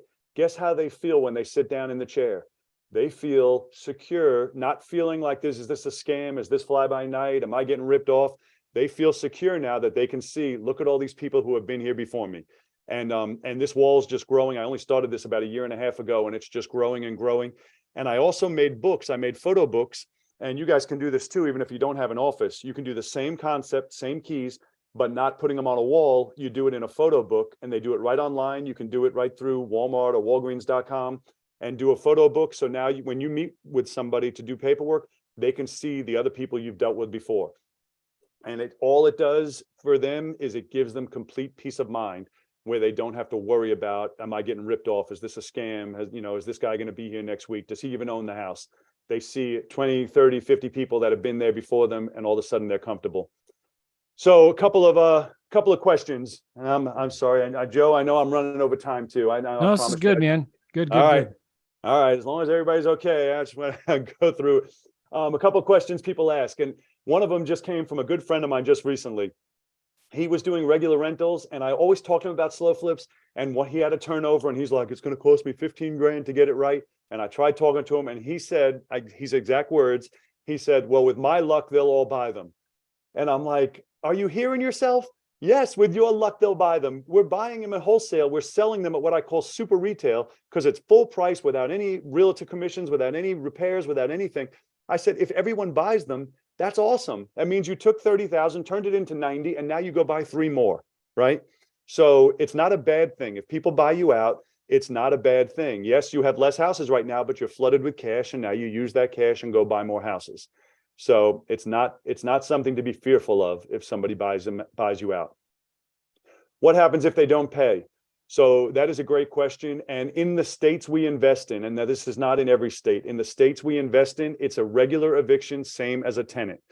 We don't do foreclosures. We don't have to do anything different than if it was a non-paying tenant.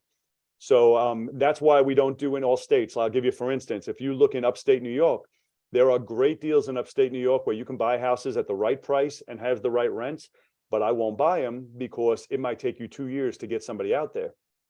And so I only buy in states where they're typical, what we call landlord-friendly states, and typically it takes 6 weeks to get a turnover if somebody defaulted. That's how long it would take to get them out. What if they trash the house? So I love this question because it happens more often than not, the house comes back 10x better than they got it. However, sometimes they do trash it. If they do, it's a non-issue because we don't do any of that work. We don't clean it up. We don't do anything. We sell it exactly as it sat. Once again, the exact same way that they left it for us is the way the new buyer would take it. We don't clean it out. We don't paint it. We don't mow the lawn. We sell it the exact same way that they got it. Qualifying the buyers, I already went over that with you. We don't. How could you tell if it's a slow flip deal or a wholesale deal? So this is just my opinion, mind you, but my opinion is if I'm able to wholesale it, I wholesale it. And that means like if I can make 10 or 20 grand right now wholesaling it or keep it long-term as a slow flip, I wholesale it. The ones that I typically keep as a slow flip are the ones in areas without any after repair value, and they strictly work as slow flips. If I'm able to wholesale it, generally I will wholesale it. What about taxes? Will I lose benefits? So yes, if you're not paying mortgage interest, you will not be able to deduct mortgage interest. So, but you're not paying it, so you get to keep it. You get to keep the money. So, it's hard for people to understand. The same thing about paying them off. Will you lose your tax benefits? Yes, you will lose your tax benefits, but you will get to keep the cash. I know we have to have at least some accountants that are in this group, and you guys know you get to write off $100, and that write-off will save you $30 or $40. I'd rather just keep the $100 and pay the $30 or $40. Does that make sense? I don't know why everybody's always so caught up on saving this money instead of making money. I'd much rather make money all day long. All right, I'm going to skip this because you're not getting any sound. So there's no point in me playing this for you. So I always tell people you can do this one day, or this can be day one. It's choice is yours. It's for you to decide. I always found that the people that are most excited and most committed to the process are people that can close your eyes and see with a vision what life looks like 5, 6, 7, 8 years from now. If you're only looking at next month, it's hard to think, well, I'm going to do all this work, but I'm not going to get a benefit for 5 years. And to be honest with you, I try, if you haven't noticed, I try to be brutally honest with people. And you're right, you're not going to get a benefit for 5 years. I started, just to give you a little bit of a backstory on the slow flips, I started buying and committed to the program in 2011. Well, 2013, 2014, I had some thoughts in my own head where I was like, man, am I doing the right thing? What am I doing? Because I'm not making any money and I'm still managing all of this. In 2016, I thought I was the smartest guy in the world. I was a genius. All of a sudden, it all made sense and it was all worth it and it was all awesome. And now I talk to people, and Joe was even saying earlier about at our mastermind, now I talk to people and people think, oh, does anything ever go wrong for you? Everything's all great. I'm like, it wasn't always this way. It was not this way. I mean, I already shared with you 2007, 2008, but even 2011, 12, 13, 14, it was still a struggle. It turned around in 2016, all because of free and clear properties. And, it's why I can never understand why everybody's so against it. And I know why people are against it. And I'm going to tell you, not to get, off track, but I'm going to tell you why people are against it. because it's sexy and easy to say you don't need to do anything and you can just go to the bank and you'll have these houses right away. There's two people who tell you never have anything free and clear.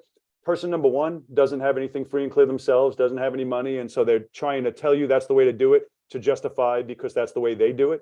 And the second person is the people who are mega rich, that have apartment complexes and shopping centers, and for that it makes sense to use the leverage. But for somebody who's just looking to be free, again, if you can make $100,000 a month and be awesome and be free, you can make $20,000 a month and be awesome and be free.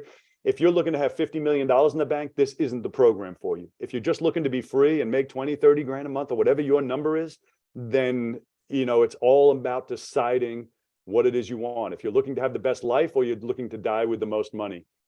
So, it's one of those things, you decide. So where do we go from here? And I think you guys can tell from what I've already shared with you, I did not hold anything back. If you feel confident enough to take this knowledge, everything I went over with you, and run with it, by all means, go ahead. You know now how slow flips work. I try to make it very, very inclusive and not hold anything back on you, but I just want to share with you a few words of caution. So as with most things in life, when it comes to doing slow flips, success can always be found in the details. Just because you know how to play baseball doesn't mean you're just going to walk onto a field and win the World Series. This is absolutely no different. There's a few words of caution. We shared the process for increasing your cash flow, setting yourself free. I've been doing this since 1994, and it took me years to develop and master the art of the slow flip. Was it worth it? Absolutely. It's funny when we talk about, and I was just talking about how Joe was saying at the mastermind, everybody says I have no problems. And it's funny how many years I was nothing but problems. And it really turned around. And, it seems so long ago now, but 2016 is when everything really turned for me because of what we did with the free and clear. So learning and developing slow flips is what allowed me to go from being a deal-to-deal investor. I've been doing deals forever. I still do deals, but no longer do I need to do the deals. I don't have to do a deal each month or get to the next month. I live a life now of complete and true freedom, which you really never appreciate until you actually are living a life of freedom. And creating a plan that's so easy. My son, I didn't tell you guys about this. My son, who's 13, he's going to be 14 next month. He already has 30 houses. He has 30 slow flips. And zero of them are free and clear right now. But in, I think it's 8 or 9 months, his start hitting the button where they start ticking off free and clear. And so, I forgot all about that. That's right. Yeah. Yeah. And I keep trying for him to forget about it, because in the beginning, and I still don't know if I did the right thing, and I'm not going to know until he gets older. But in the beginning, I thought it was going to be great. Now I'm like, well, I hope he doesn't. I don't want him to feel like he doesn't have to do anything else, because by the time he's 16, he's going to be at $30,000 a month positive. And, Wow. So I'm not, the future will determine if I did the right thing with it or not. We'll see. So I've studied and learned through trial and error over decades of doing this. I've spent tons of money on my education, lawyers. I perfected the paperwork. We've actually just recently redid all our paperwork because we're in a few states and I wanted to make sure it was legal in every state. The bottom line, you can't skip the process of the learning and the training and perfecting it. If you want to become a lawyer, you go to law school. If you want to make money doing slow flips, you got to learn how to pick the right market, evaluate the deals, make offers, secure the funding, and obviously get them filled and collect your payments. It's what this whole business is about. And then you have to learn how to make all the systems and processes work together. Like I said, I have 158 and I don't have any employees. I know people that even have 10 and 15 rentals and they hire employees. And I'm like, man, I feel I'm unlimited. I can get to 200 and 300 and still not have employees. You just need to create a team to do the legwork and the heavy lifting for you. And then when you have questions, where you're going to look to get help in evaluating the deals. So 7 to 10 years, people can learn all this and doing through trial and error. That's a long time. I don't know what your confidence level is right now when it comes to doing slow flips. Some people I leave out of here and they tell me they're already at 100. Most people feel 40, 50, 60%. What if I can take your confidence level to 100% by walking you through the entire process, step by step, system by system, exactly what we do? What would your confidence level be if we held your hand and coached you through the entire slow flip process? And I know exactly what it'd be. That's where we get to where confidence, you're 90, 100%. Would that increase your confidence level to 90, 100%? I absolutely believe it would, because now you no longer have that question of what you're doing. Is this working? Is it not working? What if we can shorten your learning curve down from 7 years to just a few weeks, to you know each in and out, each step, each system, the way we make it work. Today, we're going to give just a few of you guys that opportunity that we were talking about and exactly how we do it. And make sure you stay to the end, because the one we're going to offer at the end is something that I've only seen one other person ever offer, and that person is on this webinar, and that's Joe. So, and here's exactly how I'm going to do it. So I'm going to show you exactly. We're going to do slow flips from start to finish together, hand in hand. So by the time you're done, you will have a system in place that manages your freedom, not just manages your business, but manages your freedom effortlessly. So this is really important. If you complete the class, you're going to know exactly what we're doing, and I'm going to refund you your entire investment. Love it. So I've only seen this once before, and that was from you, Joe, and I loved when you said it, because if you complete the class, I will refund your entire investment. So is this for you? Well, I'm going to tell you, it's specifically for you, whether you're a beginner or an investor, if you are looking to set yourself free. If you're not just looking to be rich next month, but you're looking for your future and you're looking to set yourself free, then yes, absolutely, it's for you. If you're interested in passive income and true passive income and long-term wealth, and if you're interested in cash flow without the typical landlord headaches that everybody is so used to. Maybe you've tried conventional rentals and it's not working for you. I know tons of people that converted from rentals, including myself, converted from rentals and moved over to slow flips. Maybe you want to build your income and are tired of spending so much money on maintenance and repairs. Slow flips are a surefire way to set yourself free. It's not a maybe it works. It's a surefire way to set yourself free. So this program is specifically for you if you want to set yourself free. The program is going to take you step by step in our done with you complete slow flip business, created for and with you. We're going to help you set up the entire business step by step, not just for you, but with you. For those of you who know me, I do not believe in courses alone. I have been taking courses my entire life. I still take courses, but I do not believe in success of courses alone, which is why I created the Freedom Accelerator program, which includes course, community, and coaching. I don't believe that a course alone is enough to get anybody there. So what we do is we start at the very beginning and go through the entire process, step by step, cloning my business. So if you can say yes to these things, would you like to have your PO box filled with checks on the 1st of every month? Sometimes it's before the 5th, but would you like to live the debt-free lifestyle? Now, I know a lot of people say, oh, no, you don't want to be debt-free. Debt is good. Trust me, try being debt-free before you make that decision. Being debt-free is awesome.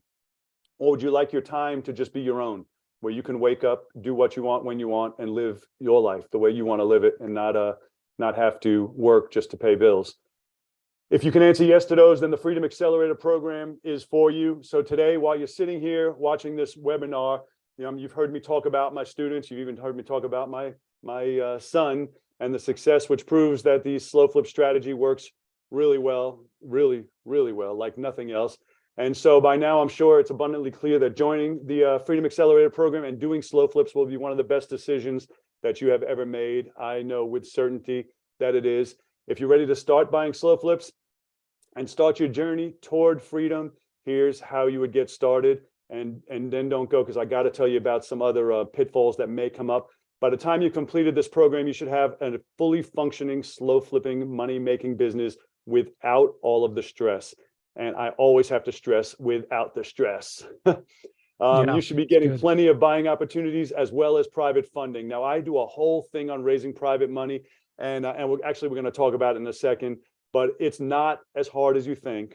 Or you can just bring me the slow flip deals and I may buy them from you. Actually, we have people in the program that are looking in several states. So if you were to find them and weren't ready to pull the trigger, we have people in the program that would be more than happy to buy them from you, and you make an assignment fee on them. So how much does my program cost? The retail value on my website right now, it's $4,997. And I just want to touch on that for a second to say, you may say that sounds expensive.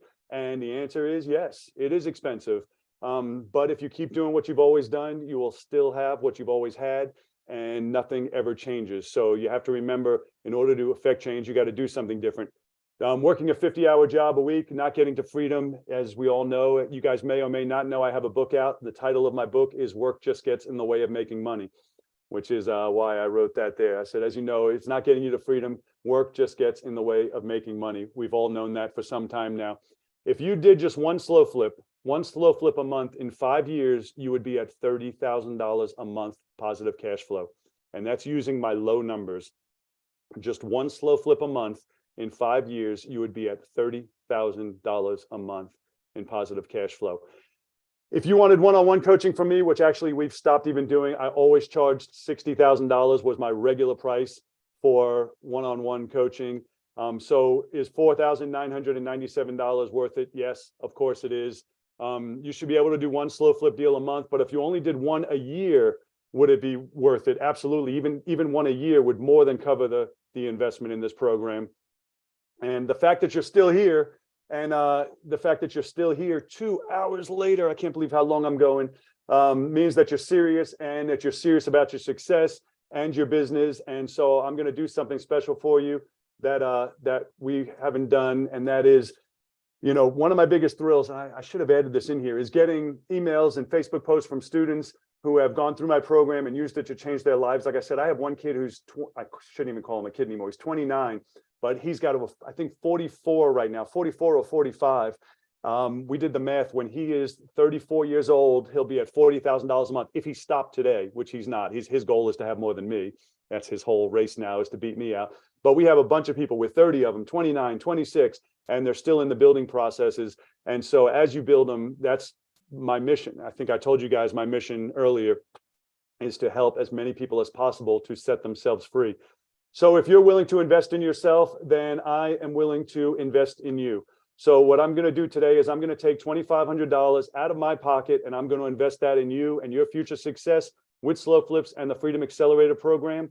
So right now and during this webinar and for the next few minutes afterwards, I'm going to give you a $2,500 discount and reduce you from $4,997 to just $2,497, or 3 payments of $997. And so to put that into perspective, you just saw how you can make tens of thousands of dollars per month, passive income, all while enjoying your freedom. Slow flips are like nothing else that you've seen out there. So would you invest $2,497 to acquire the ability to do the exact same thing that I do? I absolutely hope that you do. So now with that being said, there is one small catch, and I already alluded to it, but the $2,500 discount is guaranteed just for the next few minutes. We're going to put up a link next few minutes, or I think, Joe, you said it for another hour or so afterwards, right? Yeah, I'm going to throw in a bonus that people get on this webinar if you buy it by the end of the day today. Excellent. So yeah, so I know we said a few minutes, but I think it was going to go for a few more hours, or even for the to the end of the day. Yeah, so when you go to the checkout page, by the way, you'll see the deadline on there. Okay, fantastic. So why a deadline? Why a deadline? It's simple, because decisiveness is a trait shared by all successful investors. You guys already know that. You cannot be in business if you're not willing to make a decision on stuff. And so we tried to get people off the fence and say, hey, if you're going to do it, do it. And if you're not going to do it, don't do it. That's fine. But either way, make a decision. I always say, we always talked about a flat squirrel. There was an old saying I always heard that said, the road of life is paved with flat squirrels that couldn't make a decision. I always say, go either way, go left or right, it's fine, but you can't stay in the middle. Got to make a decision to change your future. So now, in addition to the $2,500 discount, I want to make it completely safe, completely without any risk whatsoever. So the way we're going to do that is we're also going to give you 30 days, unbelievable guarantee that if you try it, follow the modules, go through everything for 30 days. And if you do not believe it's for you, you don't like it for any reason or no reason at all, even if it's the 29th day, just contact myself or the support team. And if we can't figure out how to help you better, we will give you 100% refund. So you have absolutely no risk whatsoever. Either try it for 30 days, or you can stay with it and complete the program and get a check back. So that's where things really get interesting. If you complete the modules, my goal here, you know, my mission is to help as many people as I can to set themselves free. So I am not here to sell you a program, and I'm going to prove that to you right now. If you complete the modules, then I am going to give you a refund of the entire amount. You do not have to do deals. You just have to complete the modules. My mission is to help set as many people free as possible. So I'm going to take you by the hand and show you exactly what to do in the Freedom Accelerator program to help you reach your goal. But you must take action. That's all you got to do is take action. So I'm confident you're ready to get started. If you're serious about learning the skill sets, you're ready to take action, you wouldn't still be here 2.5 hours later. Man, I'm a long talker. So I'm going to put my money where my mouth is and offer you what we call a completion challenge. I learned this from you, Joe, and I liked it a lot. So if you follow the program, set up the systems that you will need for a successful slow flip business, just like I'm going to show you step by step. Just do the steps exactly as I show you, one step at a time. Complete it, set it up, and make at least 20 offers, none of which have to be accepted. You just have to set up your systems and make at least 20 offers at any time over the next 6 months. So there's no specific time. Any time over the next 6 months, let myself or somebody on my team know exactly what you've done, and I am going to personally send you a check for the entire cost of my program. So you have 30 days right now. If you don't like it for any reason, you can get a refund, or just complete the challenge over the next 6 months, and I am going to send you a check for the entire cost of the program. So in other words, I'm going to pay you to finish the program and change your life. So I don't know how else I can prove to you this isn't about me selling you a program. I'm going to pay you. I'm going to pay you to change your life and set yourself free. There's only going to be a few minutes, or I think we're going to do a few hours after this, where we're going to take you up on the offer. Yeah. So we're gonna leave it up for you. So why am I doing this? I know I already explained to you my mission several times already, but I want to reward people who take action and know that if you finish the course, you've made such a massive impact in your life that you're going to be a raving fan of mine now and in the future.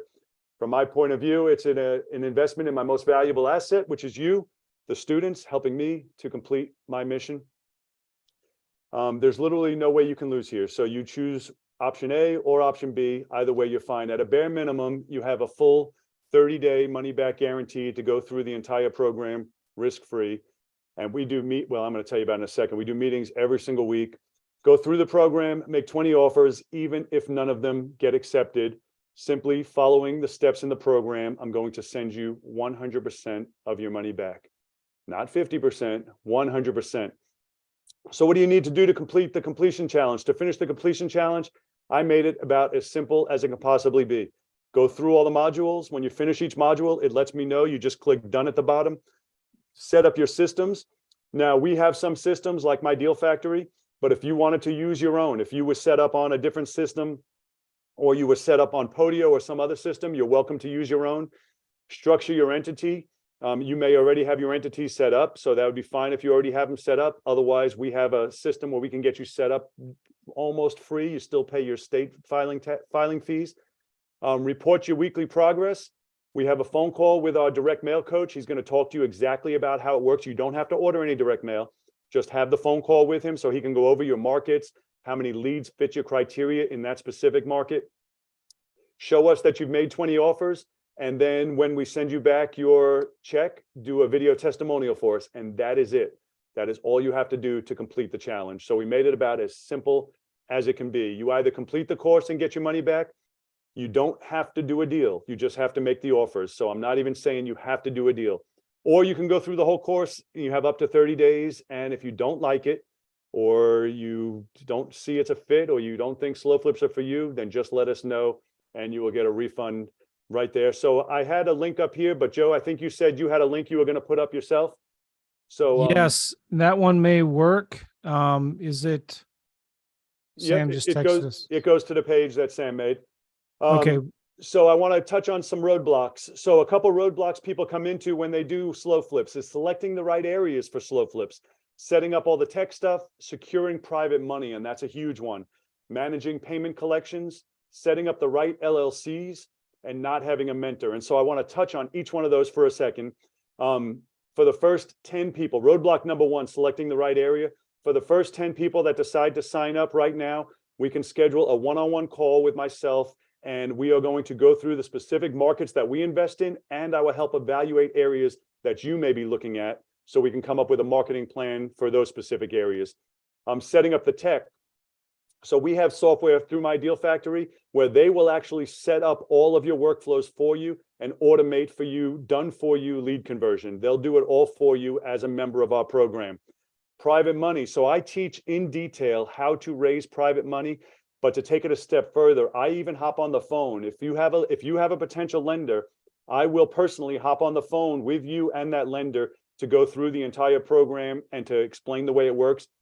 Sometimes I can even fund the deals ourselves, or sometimes our existing lenders even fund them.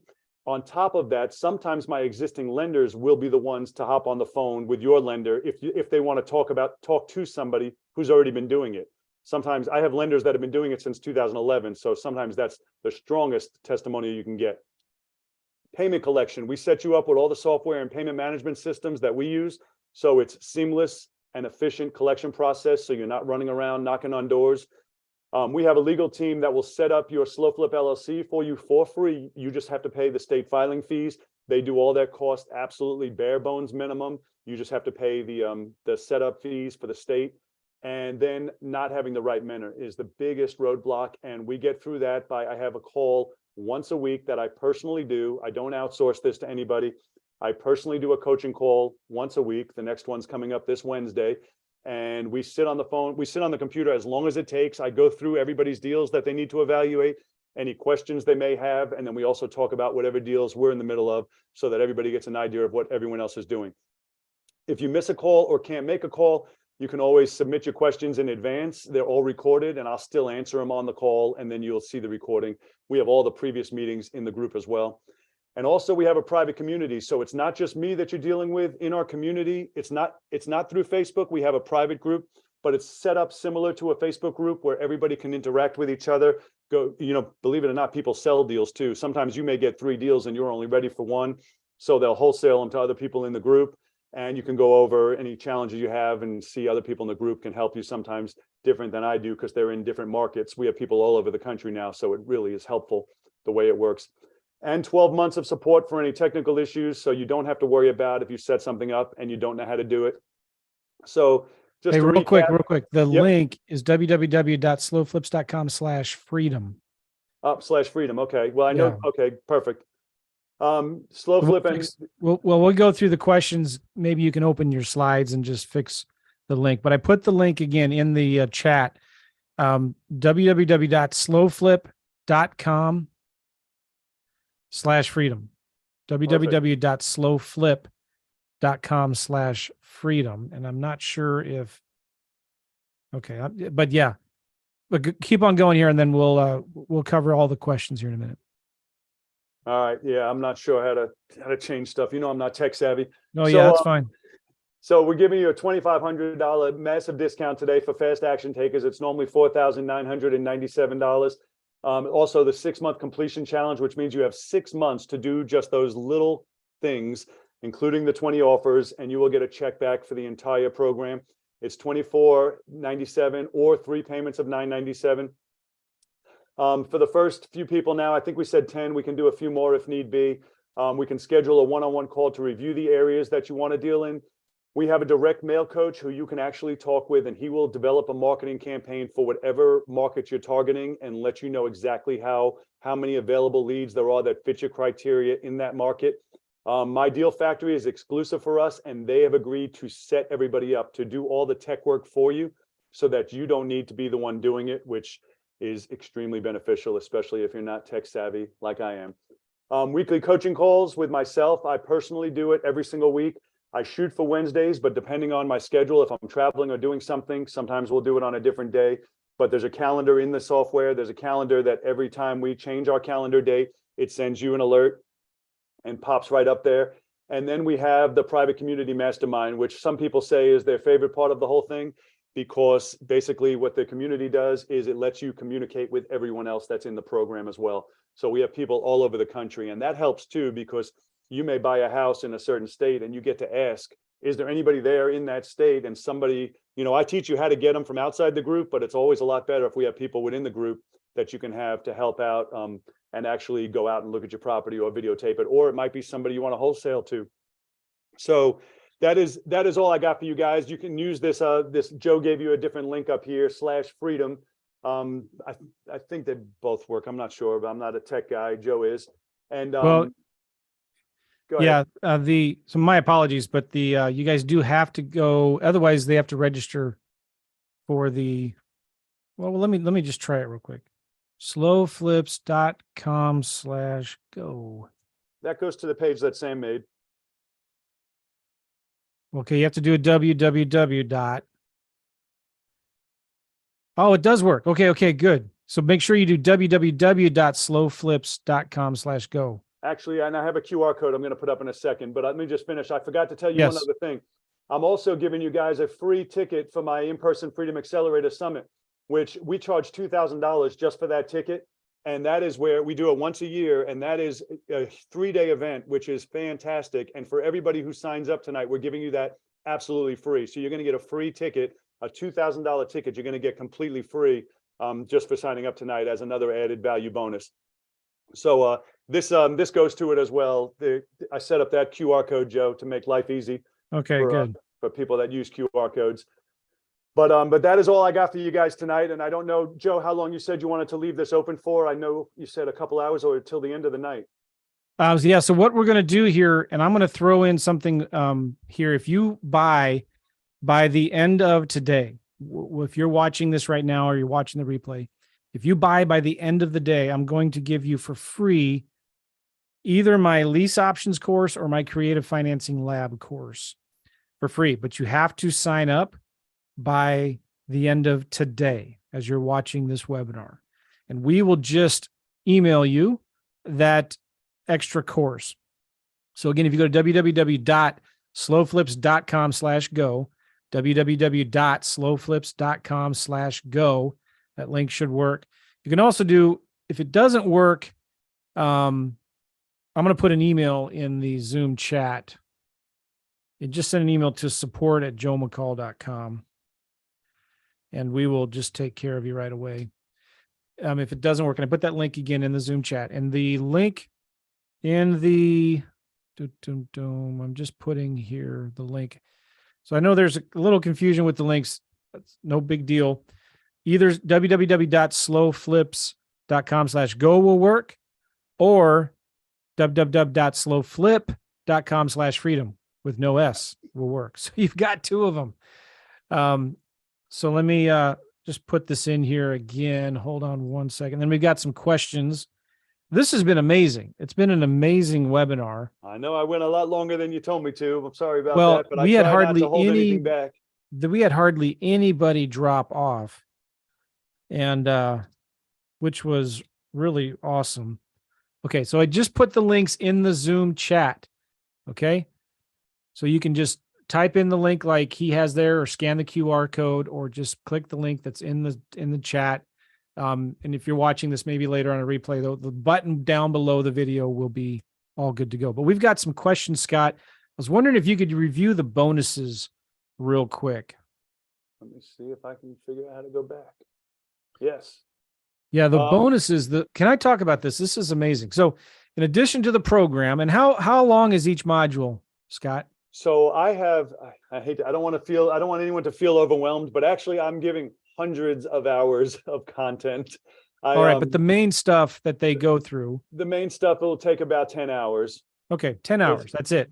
But it's good stuff. I mean, I don't hold back. I give the best of everything that we have available. And I literally made videos to clone my entire business. It's called Clone My Business. There's a section called Clone My Business with every single piece from the exact way we set up our business, so you can model it exactly.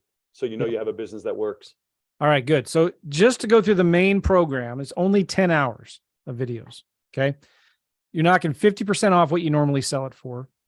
And you're offering to give people their money back if they just complete the program in 6 months. They have to make 20 offers. Is that right? 20 offers, correct. And they don't have to be accepted. They just have to make the offers. Yeah. Just go through the program and make the offers. All right. The free bonus is you get to schedule a one-on-one call with Scott. And that's after they go through the program, right, Scott? Correct. Okay, good. You're going to get your own direct mail coach who's going to just do all your direct mail for you, but you don't have to do direct mail to find these deals. You don't have to do direct mail to find these deals. Scott's going to train you how to get other wholesalers to bring you their deals. And he's going to show you other wholesalers that you can find that are advertising properties. So you don't have to do any direct mail if you don't want. You're also going to get access to My Deal Factory. It's a done for you lead CRM database tool, right? Correct. And Scott's team is going to set that up for you. Now, some people are asking, can I use FreedomSoft or the other? Yep. Yeah, If you can certainly if you have your own CRM, then absolutely, I would keep what you already have if it's working for you. And if you don't want to use the CRM at all, you don't have to. Just use pen and paper, right? Now, we recommend using either FreedomSoft or My Deal Factory. Okay.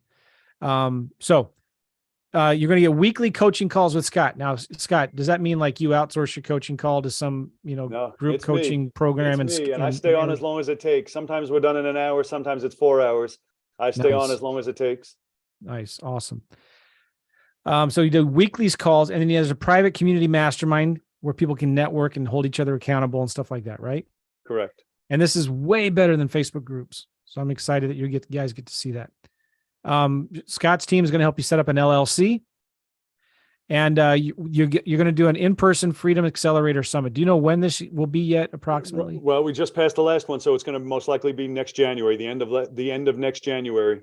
Okay, cool. We've already started working on our bookings, and you guys, it's like no other event. Something that I'm very excited about and looking forward to, and normally we charge $2,000 for it, and I'm giving everybody that signs up a free ticket for it. Nice, awesome. Okay, again, the link should be www.slowflips.com/go or slowflip.com/freedom. So go ahead and go to that QR code, Scott, if you could. Yes. And when you go to that, you guys can just scan that, and that'll explain everything that you get. So you guys have been amazing. You've been still sticking around. I just want to go through some questions that were asked real quick for people that want to buy this. So somebody's asking, do I have to buy the program to get into the community? The answer is yes. A few people ask, well, what is the monthly cost going through this stuff? How much do they have to pay every month, Scott, to be a part of the program? We don't charge anything on a monthly basis. That's it. Once you're in, you're in. There are some things that have a fee, but there's ways around that as well. For instance, My Deal Factory has a monthly fee, but we have ways to teach people to do for free. If you don't want to or can't do that, like Joe was just saying, you can use a pen and paper if you don't want to use the software. Yeah. And we've set people up even in Podios. There's some free alternatives if need be, but we don't charge any ongoing monthly period. I never charge anybody anything again. Yeah. Scott, what % of your deals come from, active outbound marketing? So my wholesale deals are almost all from active outbound marketing. My slow flips range because sometimes I buy slow flips from appointments that I set for wholesaling, but then after I get the lead, I realize it's in an area that's not, there's no ARV, but primarily I'll end up, to be honest, I just bought 20 this past month. That's why my numbers are up to 158 now. And I bought it from a Facebook group. And I buy a lot from other investors. Those one I show in the video, that was from, if you were able to hear my voice, that was from another wholesaler. And I called him. It was listed for like 3 weeks, and I was out in the area, and I called him and said it was still there. And I buy a lot from other investors. Yeah, I'm telling you guys, if you go, I'm looking at it right now, looking at a Facebook group in St. Louis for investment properties. And there are incredible groups right in there that have deals. That's where other wholesalers, a lot of them are beginning wholesalers as well.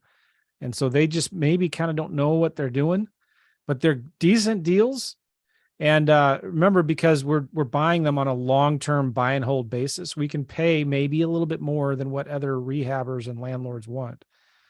So yeah, there's a lot of good smoking hot deals right there inside of I'm looking at some right now in our Facebook group here in St. Louis.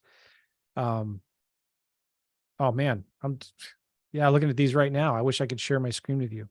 Okay, so got some questions here real quick.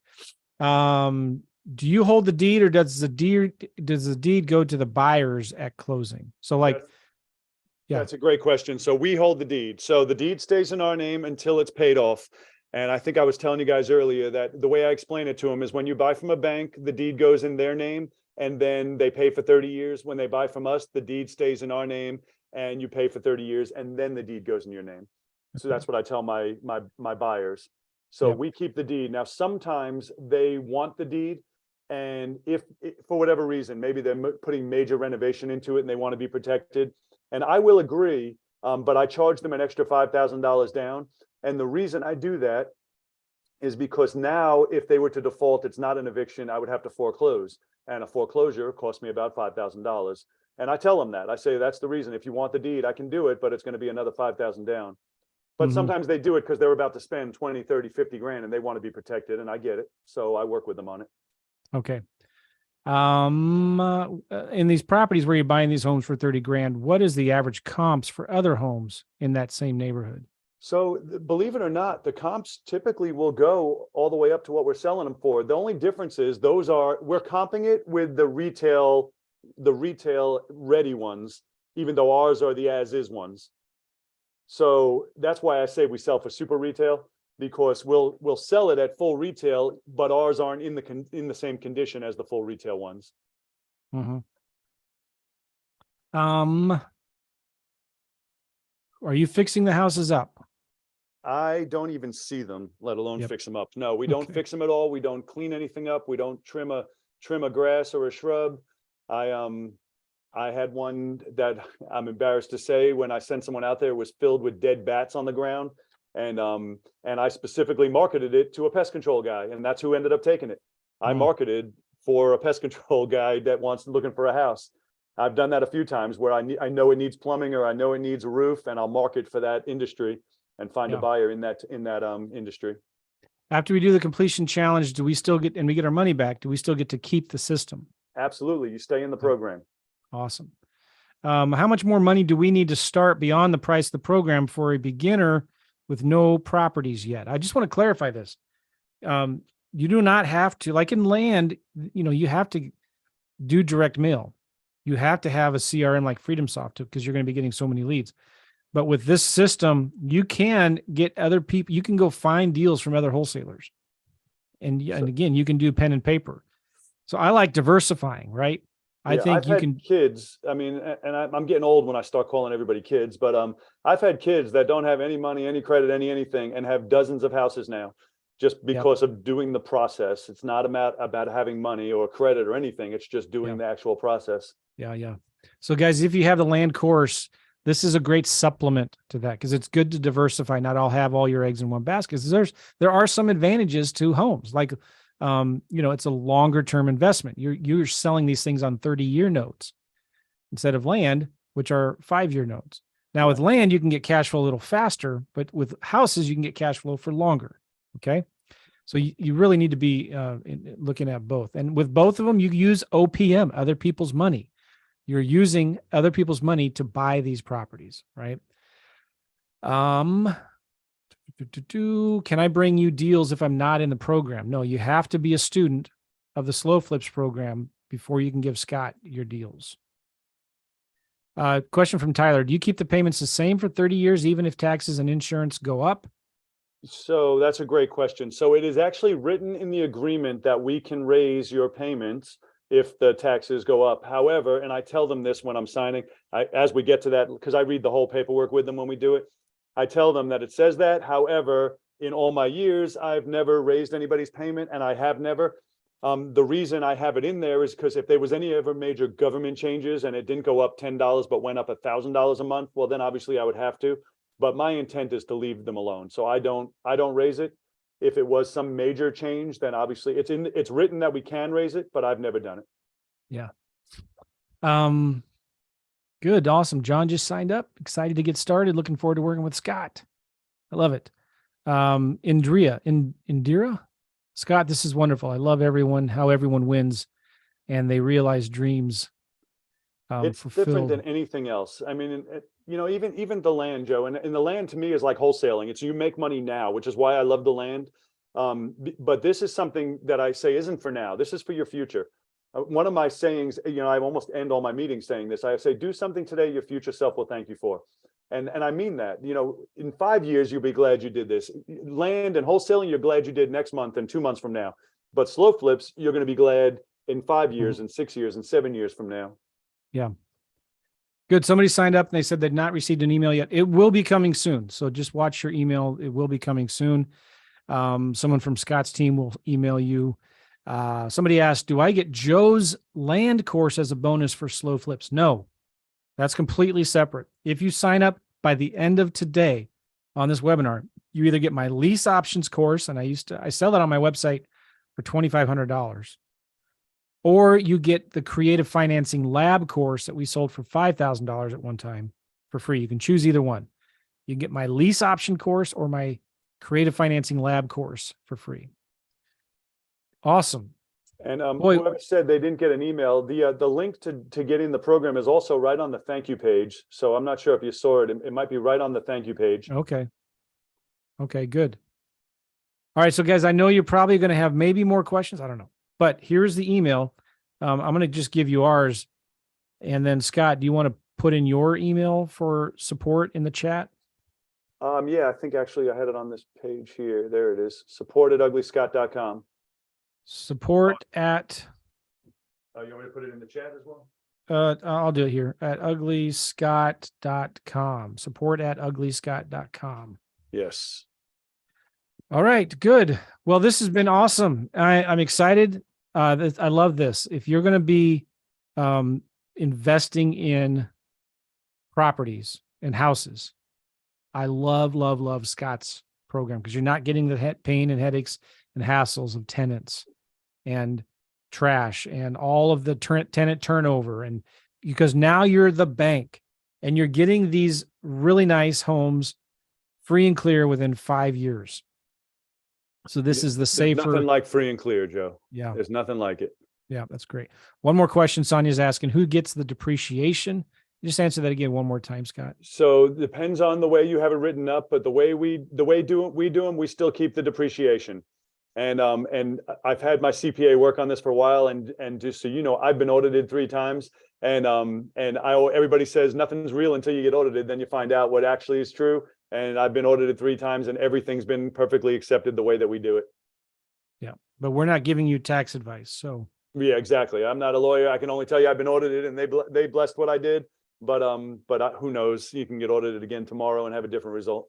Yep. All right, good. We got to wrap it up. This has been awesome, Scott. Thank you so much. All right. Thank you, guys. I'm glad everybody managed to hear me ramble on for 2.5 hours. I was supposed to be off in 2. Have a fantastic evening, and I look forward to seeing you guys that are joining us on the inside. And it's going to be a good time. All right, guys. We'll see you later. Take care, everybody. Bye-bye.